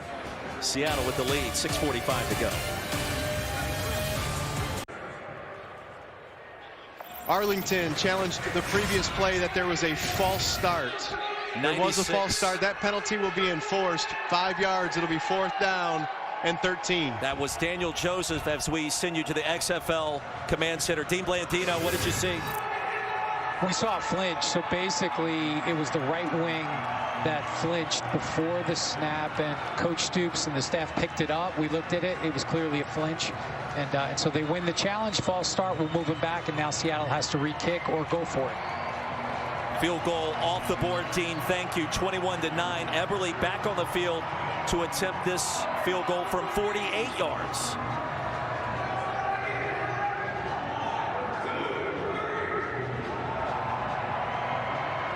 Eberle certainly has the leg strength, but the challenge came in at the exact right moment to negate the 43-yard effort moments ago.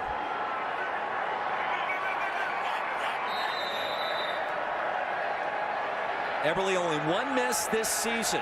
His long from 54 a week ago at Orlando. Money again.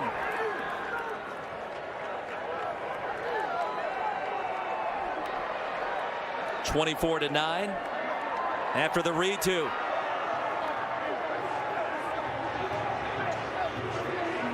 Let's take a look at our game flow, brought to you by Progressive. Sea Dragons on defense, Joey. Game clock made operator, plays when they've needed to so far tonight. Yeah, usually it's the defense of Arlington we'd be talking about, but Seattle's defense has stepped up in this game. As their offense has gotten things rolling, the defense has done a nice job creating this turnover in the second half, getting the ball back. And when they've gotten turnovers, the offense has come in and capitalized and gotten points. Renegades set to get it back. Plenty of time remaining.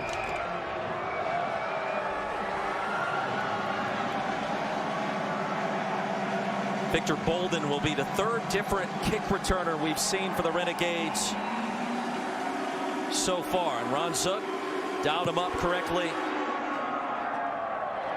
at this point. From the 1. Bolden driven down at the 26. Arlington will take over there. Tuzar Skipper with the stop. Don't forget, Week 7 of the XFL continues tomorrow over on ESPN2. San Antonio and Vegas. It's up first at 3 Eastern, then DC undefeated down in the Sunshine State to battle Orlando at 6. Also on ESPN, and then on Sunday, 2 o'clock Eastern, Battlehawks, Roughnecks. ESPN, the place to be. All 3 games available on ESPN+. Danucci for president. Yeah, he's secured 300 total yards of offense. That one pick he'd love to have back in the end zone. Canella, the grab on first down. Ahead of the 49. Now Stevens went for a ride. It's a gain of 22. Yeah, Arlington's the worst scoring offense in the XFL, averaging 13 points a game. So they're going to need these kind of plays, and a lot of them to come back in this game. 2-possession game. One day cut. 280. Cut. Split across the middle. Vontae Smith with a stiff arm and a first down. Shoved down Trey Walker. Gain of 11. Clarence Hicks had a chance to stop him earlier. Couldn't do it. And the clock keeps running here. And XFL rules, until you get inside that 2 minutes, even when you go out of bounds, the clock continues to run. Bob Stoops' team has alternated wins and losses all season. They are due for a dub, trailing by 15. 280. Plitt, play action. Plitt straight ahead. Here comes a flag. Antoine Jackson, the shoestring tackle. 55 hands to the face. 55 hands to the face. We're going to go 10 yards from the previous spot. Hands in the face, number 55. Offense, 10-yard penalty. Still first down. Garrett McGinn, Bob Stoops doesn't like it. It just seems like a call, like the hands to the face for an offensive lineman. That just seems like a difficult thing to not do.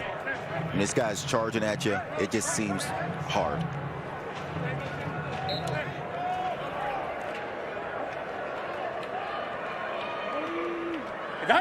John Hayes making the quick call. Twisting and turning is Lenny Brown. Walker Let's go. chopped him down after a gain of 5. Tread 2. Hulk right. Hulk right. Hey, Hulk right. Tread 2. Tread 2. Monday. We go. Blue 80. Nice. Plitt. Bolden. Weaving his way through traffic. A first down, a little bit more. Inside the 30. 18-yard pickup. Renegades had to have it. When you're Seattle, you're thinking that's the play we want you to run. We want these short passes. Now you just got to come up and make a tackle. That's very lazy on the defensive side. I'm not sure what happened to Lyndon Stevens there, but he was in prime position. Came up empty. Renegades have to have a touchdown here. They'll look for it back at the end zone and incomplete. Bolden was open and Plitt is down. The penalty flag is there as well. 2 flags. Personal foul. Roughing the passer, number 22. Defense, 15-yard penalty. Automatic. First down. Joe, that's the first penalty called against the Sea Dragons tonight. Wow. They've played a pretty clean game. This one is one that, at this time of game, you're up by 2 scores. Ouch. Plitt grabbing his right knee, walked off gingerly, grasping his back. And we've got a new quarterback in Kevin Anderson who's working. Talk to him, John. If he isn't okay to own up to it, Kevin will go in. That's exactly what's happening. Played his college ball at Fordham, and he's getting set in all likelihood to try to complete his first pass of the season.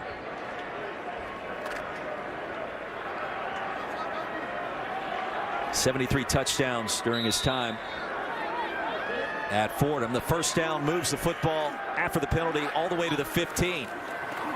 Anderson, pocket collapsing, the dump off. Smith inside the 10. A couple blocks away from that one breaking. Great play call versus the blitz. And as a quarterback that's yet to complete a pass this season, that'll give him a little bit of juice, right? Yeah, as he comes out of the game, Plitt came back in, tapped him out. Boy, a late hit coming in by Bryce Thompson. No penalty marker.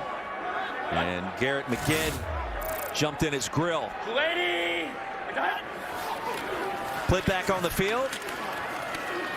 And the left side run by Smith. Dropped at the 5.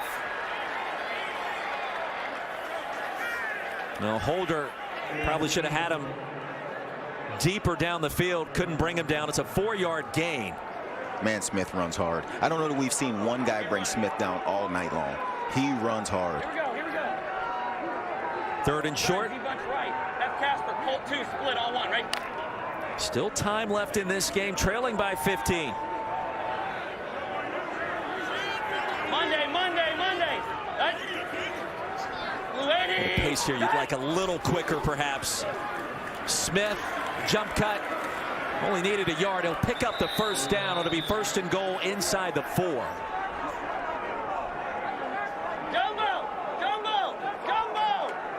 And they'll bring in the extra beef up front. Renegades just 9 points tonight. That is 4 below their average, but threatening the jumbo package on the field. Is checked in as eligible. Number 77 is checked in as eligible. Hey, strong left. Strong left. It's got to be the hammer again, right? Yeah, I would think so. Smith has run hard all game long. Offensive line has blocked well. Davion Smith, clear path, end zone, touchdown. Second score of the night for the 230-pounder. And Arlington right back in it. And there's your over, just in case you're wondering. It took a while to get there. Took a while to get there. After that third quarter, the over crowd was a little nervous. But there it is. 61 yards on the ground now for Smith. 2 touchdowns. And now going for 2. Make it a 7-point game. Of course, in the XFL, you have the 1-point try, the 2-point try, or 3. Here we go. Half left to gun wide bunch left. 83 scat, Y spacing, Z hammer on 1. Ready? Half left to Y spacing, Z hammer. You got to pivot. Here we go. Set. Blue 80. Got. Going for 2. Plitt off the back foot. Little floater in there and incomplete. A flag comes in late.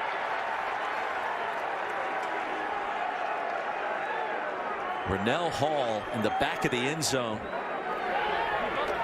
So it's unnecessary roughness, number 1. Okay, and we're going to go half the distance to goal and retry for 2 points. Number 1, defense. We good with that? Okay.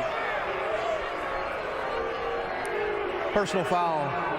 Illegal helmet contact. Number 1, defense. That penalty will be enforced. Half the distance to the goal. We'll replay the try. Bryce Thompson, Irmo, South Carolina, played his college ball at Tennessee. The forearm shimmy. Half the distance, they'll repeat the play.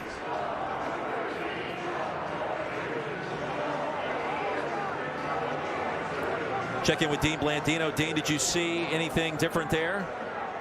That's a good call. You have forcible contact to a defenseless player. The receiver's attempting to catch the ball, gets that extra protection. Shoulder to the head neck area. Good call by the back judge there for unnecessary roughness. Hey, lady. 2-point try once more. In the flats, Canella not home. 24-15, still a 1-possession game with a potential 3-point try. Just 9 total points scored in our second half after 30 in our first 2 quarters.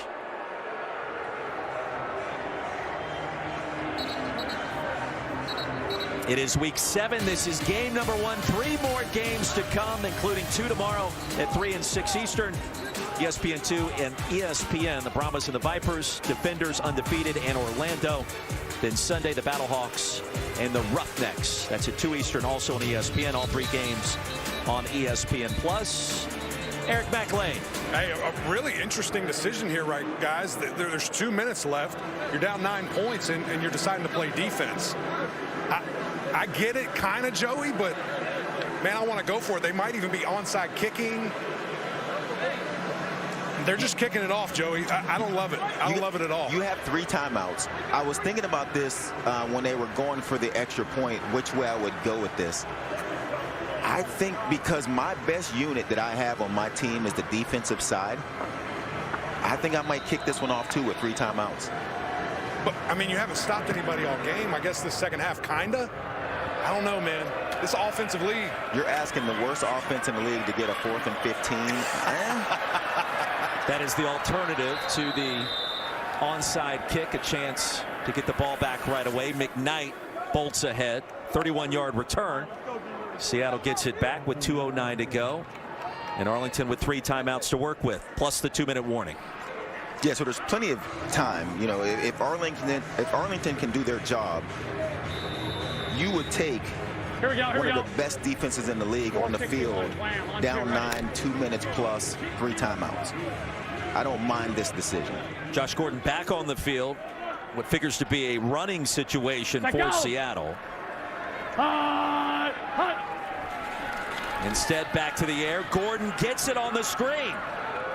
Josh Gordon's going to pick up a first down into Arlington territory, a 12-yard gain. And the 2-minute warning hits us right now. 9-point game, 1-possession game in the XFL. Seattle back on the move after this.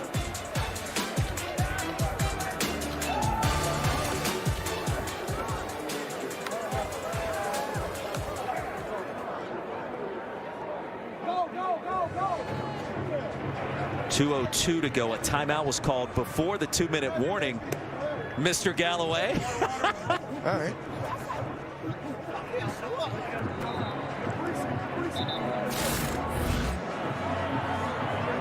Timeout. You wonder why you wouldn't save those for the other side of the 2-minute warning after Gordon just picked up a first down. A bit unusual of a strategy, I would argue. The only thing I could think of is maybe he didn't realize that he got the first down. Good question. It's the second good question posed in the last 60 seconds. Mac Lane said you should just go for it on take a 4th and 15. Maybe that's probably what I would have done.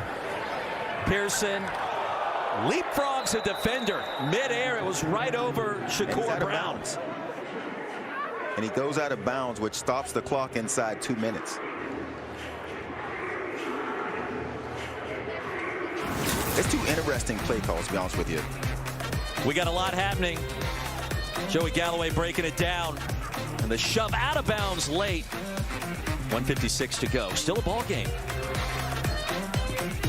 The new XFL has arrived. And it is here to stay. 1, 2, 3. We're making it about her and him and them and you.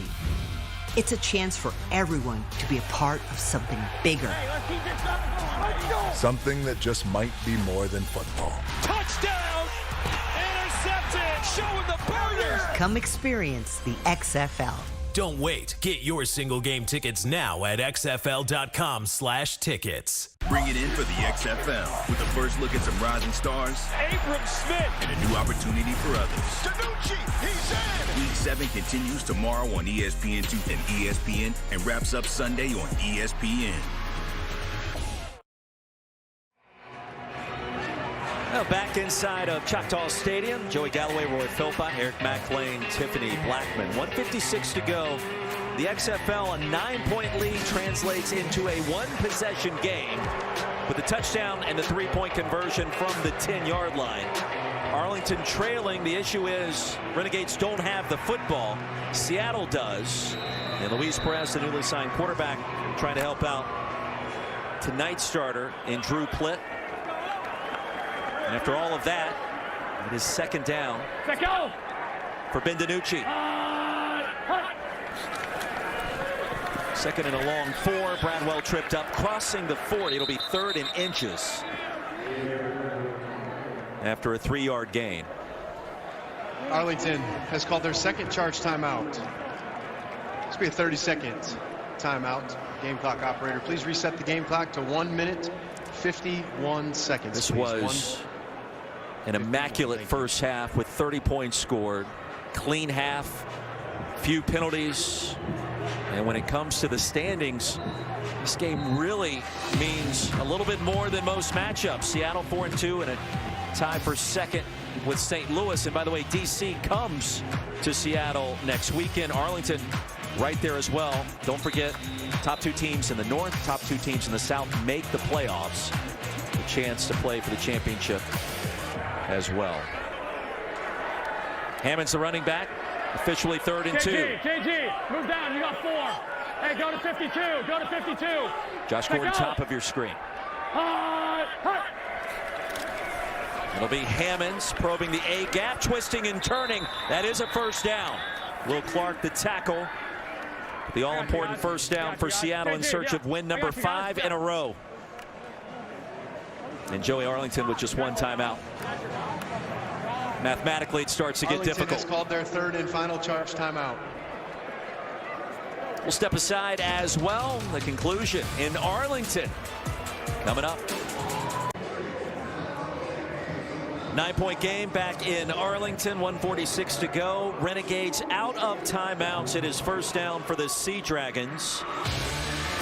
And don't forget, it is a 10-week regular season. The top 2 teams in each division, the North and the South, will reach the postseason.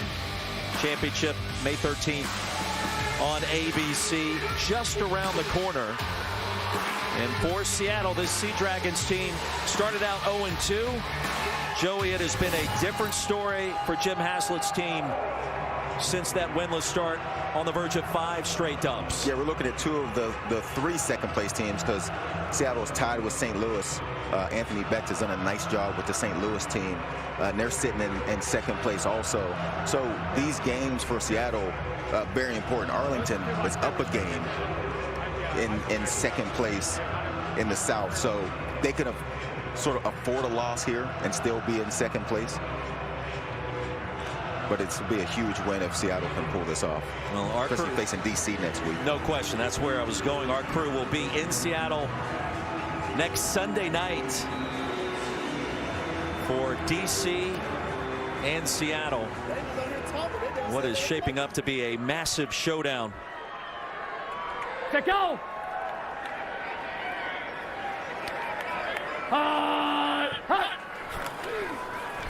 Heavy dose, TJ Hammonds. Crushed down short of the 30. It's a gain of 5. Arlington cannot stop the clock. Coatney and Taylor combined to make the tackle. Give Seattle a lot of credit here. I mean, this is a team that going against a defense and only giving up 16 points a game. And they came in here in the second quarter on. DiNucci was different. This offense moved the ball and put some points on the board. It is week 7, the first of 4 games, 2 tomorrow, 1 Sunday. And welcome back to the football field, Jim Haslett.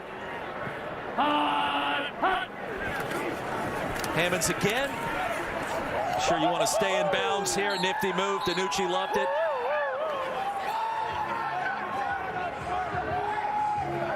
And nothing the Renegades can do. Now Seattle will improve to 5-2.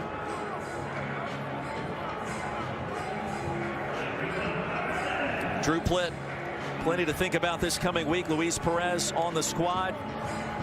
Here we go. Opposite right, Broncos on 2, ready. Hey, happy to everybody. You good? You good? Monday. Why are they not just taking a knee? Let go! That's all you have to do at this point on 3rd down and 2. Am I missing something? And that will do it. Sea Dragon fans in the house tonight here in Arlington. It's impressive for what's going on around the stadium. You mentioned the concert, baseball, basketball. These fans came out, supported this team for a big win.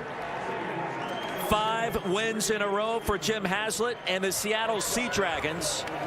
5-2 on the season and surging at the right time. Yeah, really good. Oh, I know. Yeah, good job. Keep going. You too. All right, thank you. Great win, Coach. Hey, my man. Good seeing you. Congratulations. Thank you. 24-15 our final score. Eric has Coach Haslett. Coach, you keep finding ways to win. What'd you see from your team tonight? Well, they played hard tonight. They were into it. They were into it. Practice all week. I was excited for them. We'll talk to you. Yeah, they were into practice all week, so I'm excited for them. We're going to get a couple of days off. We're playing like a normal routine now. We're out of this other stuff. But, yeah, they played hard tonight on both sides of the ball, and we did some good things. Massive game next week. You're going back home to Seattle. Undefeated team walking in. I mean, this is a big litmus test for you. Yeah, we lost to them last time. We held them to 160 yards offense, and they didn't do much, but they returned an interception for a touchdown, got another one. We missed a field goal. I can't remember, there was something else, but we kind of shot ourselves in the foot, so we're looking forward to it. The next couple games. So, you know, we felt we lost 2 games by the last play. We think we should be 7-0, so we'll see what happens. We'll see you there, Coach. Appreciate you. How about Tiffany with Ben DiNucci? Hey, thanks, Eric. Ben, 5 wins in a row for this team. Why are you guys playing so well together? Hit our stride. We've only had a month of camp. It's tough. People don't realize football takes a long time to get on the same page with guys. New offense, everyone coming in from different places. We're hitting our stride now. Still some stuff to work on. I turned the ball over in the red zone again. I got to stop doing that. Kind of shot ourselves in the foot in the second half. But guys are making plays. We're having fun. Most important thing, and stacking these wins. I know you mentioned the red zone turnover, but you came back. You were still calm and composed. How are you able to stay together? Next play mentality. That's football. Stuff's going to happen. If it was easy, everybody would do it. The game would be easy, and nothing bad would happen. But stay the course of the game, do my job, on to the next play, and the only thing you can do is next time you're out there, try to put points on the board and forget about it. Why is your receiving core so talented? You've been able to spread the ball around. 7 different guys had at least a reception or more this evening. That's just this offense. These dudes show up to practice every single week, wanting to get better, asking questions, doing the little things to try to make sure everyone's on the same page on game days. And I think it's starting to show up. We're doing some good stuff. Guys are catching the ball, making plays. Had a lot of run after the catch today. Haven't had much of that this year. So nice to see some guys making plays. Nice to not get on a plane this week, be back home in Dallas, and not get a win. We know you can run the ball, but we know you can throw the ball, but you were running tonight. You had the wheels. Josh Gordon said you're an athlete. Your teammates didn't know that about you. I try to tell people, don't let it fool you. I don't look like I can move around that well, but played a bunch of sports in high school, and let's keep it that way. Let's keep people thinking I can't run, so let's keep it that way. Thanks, Ben. Roy? Yeah, Tiffany, he had 52 yards on the ground tonight. That led Seattle in the rushing department, 7 yards more than T.J. Hammonds. And it was a clean game. He mentioned the red zone turnover, Joey. The only turnover of the night for the Sea Dragons. Only 1 penalty as well. And the special teams seem to be a strong suit in addition to everything else. And DiNucci, yeah, Tiffany mentioned the wheels we talked about in the first half. Legit. And it felt like running the football early is what got him into the zone. And it made the defense of Arlington respect his ability to run. They got to bring another guy down in the box. And then for the last 3 quarters of this game, we got a chance to see why they're the #1 passing offense in the XFL. DiNucci caught fire, and he started to make throws, and it didn't matter what the coverage was. He was just making better throws. EMAC has Ja'Cour Pearson, leading receiver in the XFL. JP, leading receiver in the XFL. I called you the human joystick out here, just a highlight reel. This wide receiver core, you're just playing at a high level right now. Yeah, I feel like we got the best receiver in the room from top to bottom. We got all our receivers are capable of making plays. We are catching heat right now at the right time. We're on fire. So, Coach, we just heard from Ben DiNucci. He is a guy that gets so jacked up during the game. He's talking trash. That has to fire you guys up. Nah, facts. When Ben gets fired up, he just fires up all the guys, and we know we just got to go make plays for him. It's our quarterback. All right, last one for you. I'm going to let you get out of here. DC's next. You played them game 1. You said we were a play away. That's got to have a little bit of extra going into next week. Nah, yeah, we played them in the first game of the season now, but we're a different team, obviously, at this point in the season, so it's going to be a big test for us next week, and we're going to be ready for it. Good luck, my man. We'll see you out there. Tiff, back over to you. Hey, thanks, Eric. I'm with Jordan Veazey, and we just heard from Peasy over there talking about how you guys have the best receiver group in this league. What has been working for this team? Man, I think it's just leaning on each other and also attention to detail. And it's just, I think, too, also the way we prepare. You know what I'm saying? I feel like we got guys who've played at the highest level. And being able to play off one another and having a good QB, man, it's been really good for us. And we are the best receiving core in this league. I think it shows week to week. And I think it'll show even more as we got 3 big games right here down the stretch. I think we're going to be the reason why we're going to win those 3 games. So it's going to be fun to go and show the world, you know, that we are the best receiving core in this league. So, yeah, I agree. Thank you so much, Veazey. Roy? All right, I'll see y'all. Tiffany, thank you very much. Ben DiNucci, yeah, he was mic'd up all night. The fans enjoying this, and we will enjoy listening to his evening here in Arlington.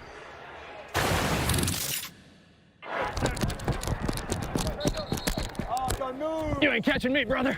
I'll run all day. I really might be faster than all you guys, too. I might be. I'm just saying, I might be. Dime, dime, dime. Dime, dime, dime. Dime, dime, dime. He meant X. Do not let me get hot, son. Hey, 4.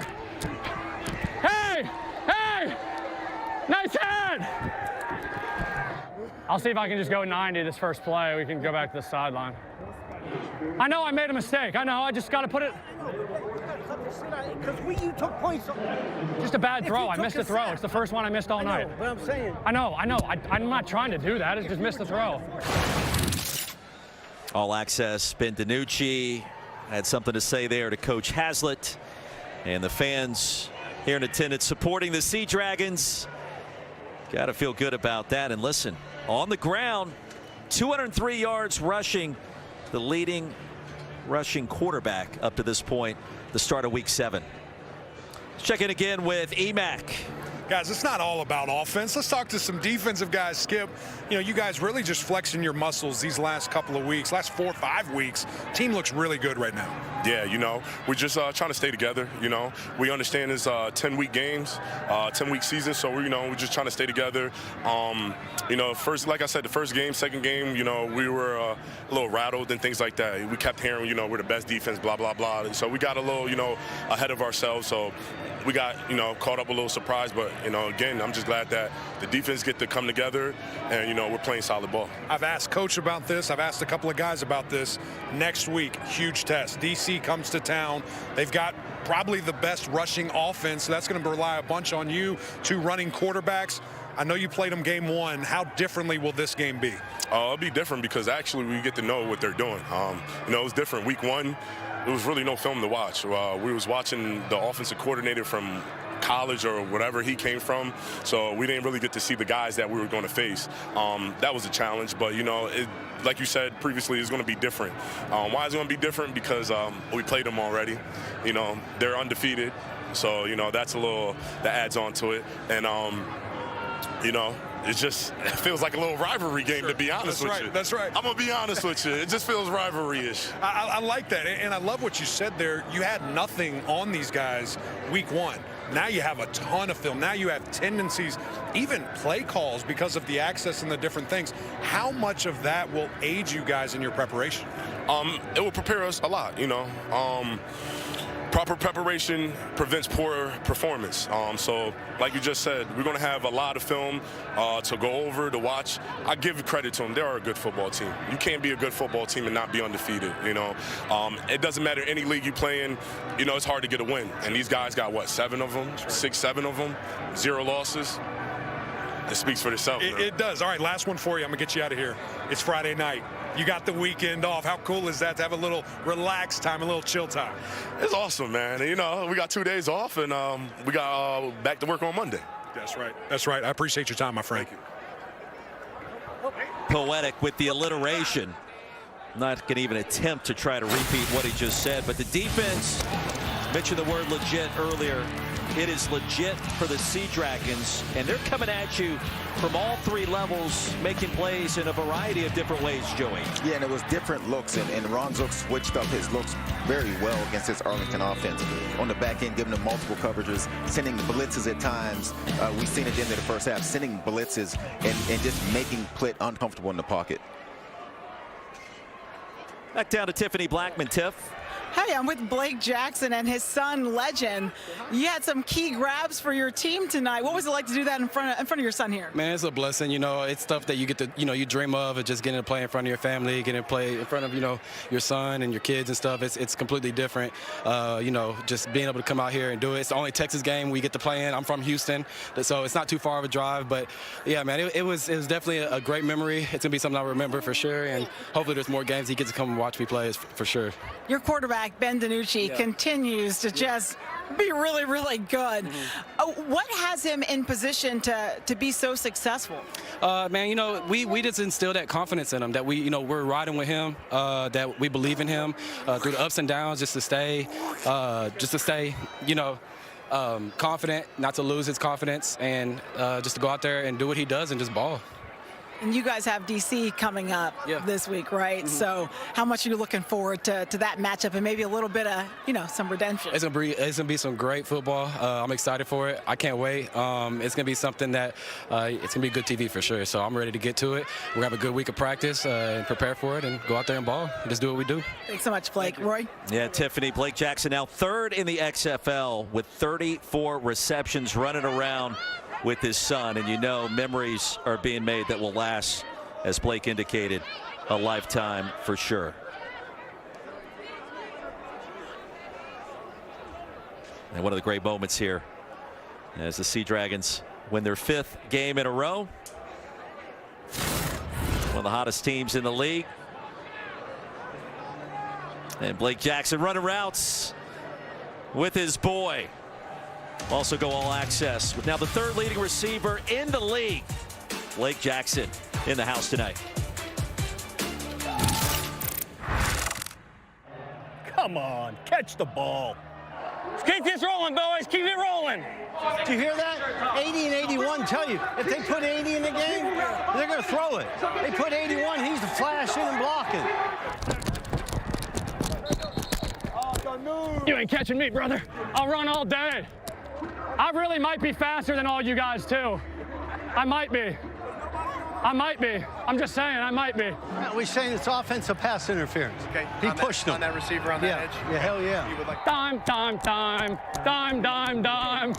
It's too greedy. I said the 10. You put it down to the 2. Otherwise, I mean, why we gained 8 yards. I swear I was not trying to. I was trying to hit it to him. Do not let me get hot, son. Hey, 4. Hey! Nice head! How about this? I'll see if I can just go 90 this first play. We can go back to the sideline. Oh, my God. Hey, it's too easy. Bad throw. I missed a throw. It's the first one I missed all night. Unbelievable. That's freaking terrible. All right, where my mama at? I'm looking for my mama. Yeah. Appreciate you, bro. Good ball, boy. Yeah. Are you liking it so far? Yeah. Just keep balling, bro. Yeah. You already know.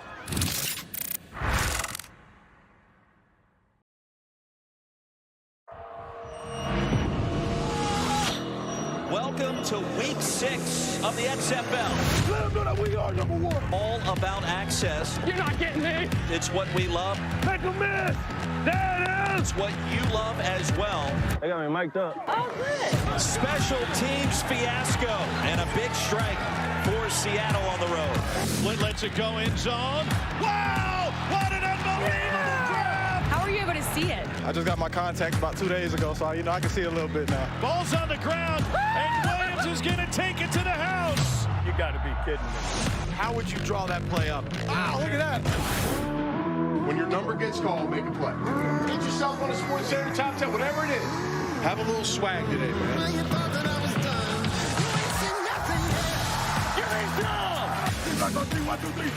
It's picked off, and this is going to be a house call. How does that end zone take it? By peas and cream, man.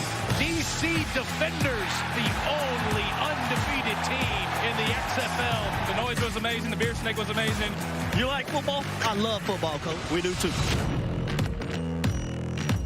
Week 6 officially in the rearview mirror. Week 7 starting tonight here in Arlington, 24-15, our final score as Seattle claims its 5th consecutive win after that 0-2 start. Arlington falls to 3-4, 2-2 in the South. Now the standings updated after this dub for the Sea Dragons. Now half game in front of St. Louis. Battlehawks and the Roughnecks coming up later this weekend. And the matchup that we've been talking about tonight and the one we'll all be talking about this coming week. Next week, it's Sunday night. DC heads up north to face the Sea Dragons. Just flips it. Oh, what a catch. Ellison for the score. I think you should be on watch for the Seattle team. Abram Smith, how about it? They intercepted off the carom. It's picked off, and this is going to be a house call. DC Defenders, the only undefeated team in the XFL. Yeah, a little bit of a respite now for the Sea Dragons, celebrating in the locker room here in Arlington. It feels good, Joey, right? You get the dub, you're feeling good in the locker room, celebrate with your teammates. Yeah, for sure, especially if you're Seattle now and you've now won 5 in a row after starting 0-2. They're feeling really good in that locker room. And you fast forward and think about as well what happened in week 1. It was 22-18. DC got the win. It feels like it. DC's run the table since then, of course, but from a Sea Dragons perspective, you have to believe it feels like a different team and a different season. Sunday, ESPN2, the place to be for that matchup. We'll be on the call. We look forward to that. And they'll close out with the Battlehawks and the Vipers. But, you know, an entirely different team, it feels like, for Seattle when you've won 5 straight after that 0-2 start. And I think they're pretty excited about the fact that they played DC in week 1. And in week 1, nobody knew anything about the other teams. They didn't have film. They didn't have scrimmages. They didn't practice as much. They didn't do any hitting. And so they went into that first week of games, and everybody talked about it's so strange not to know anything about your opponent and have to go play a game.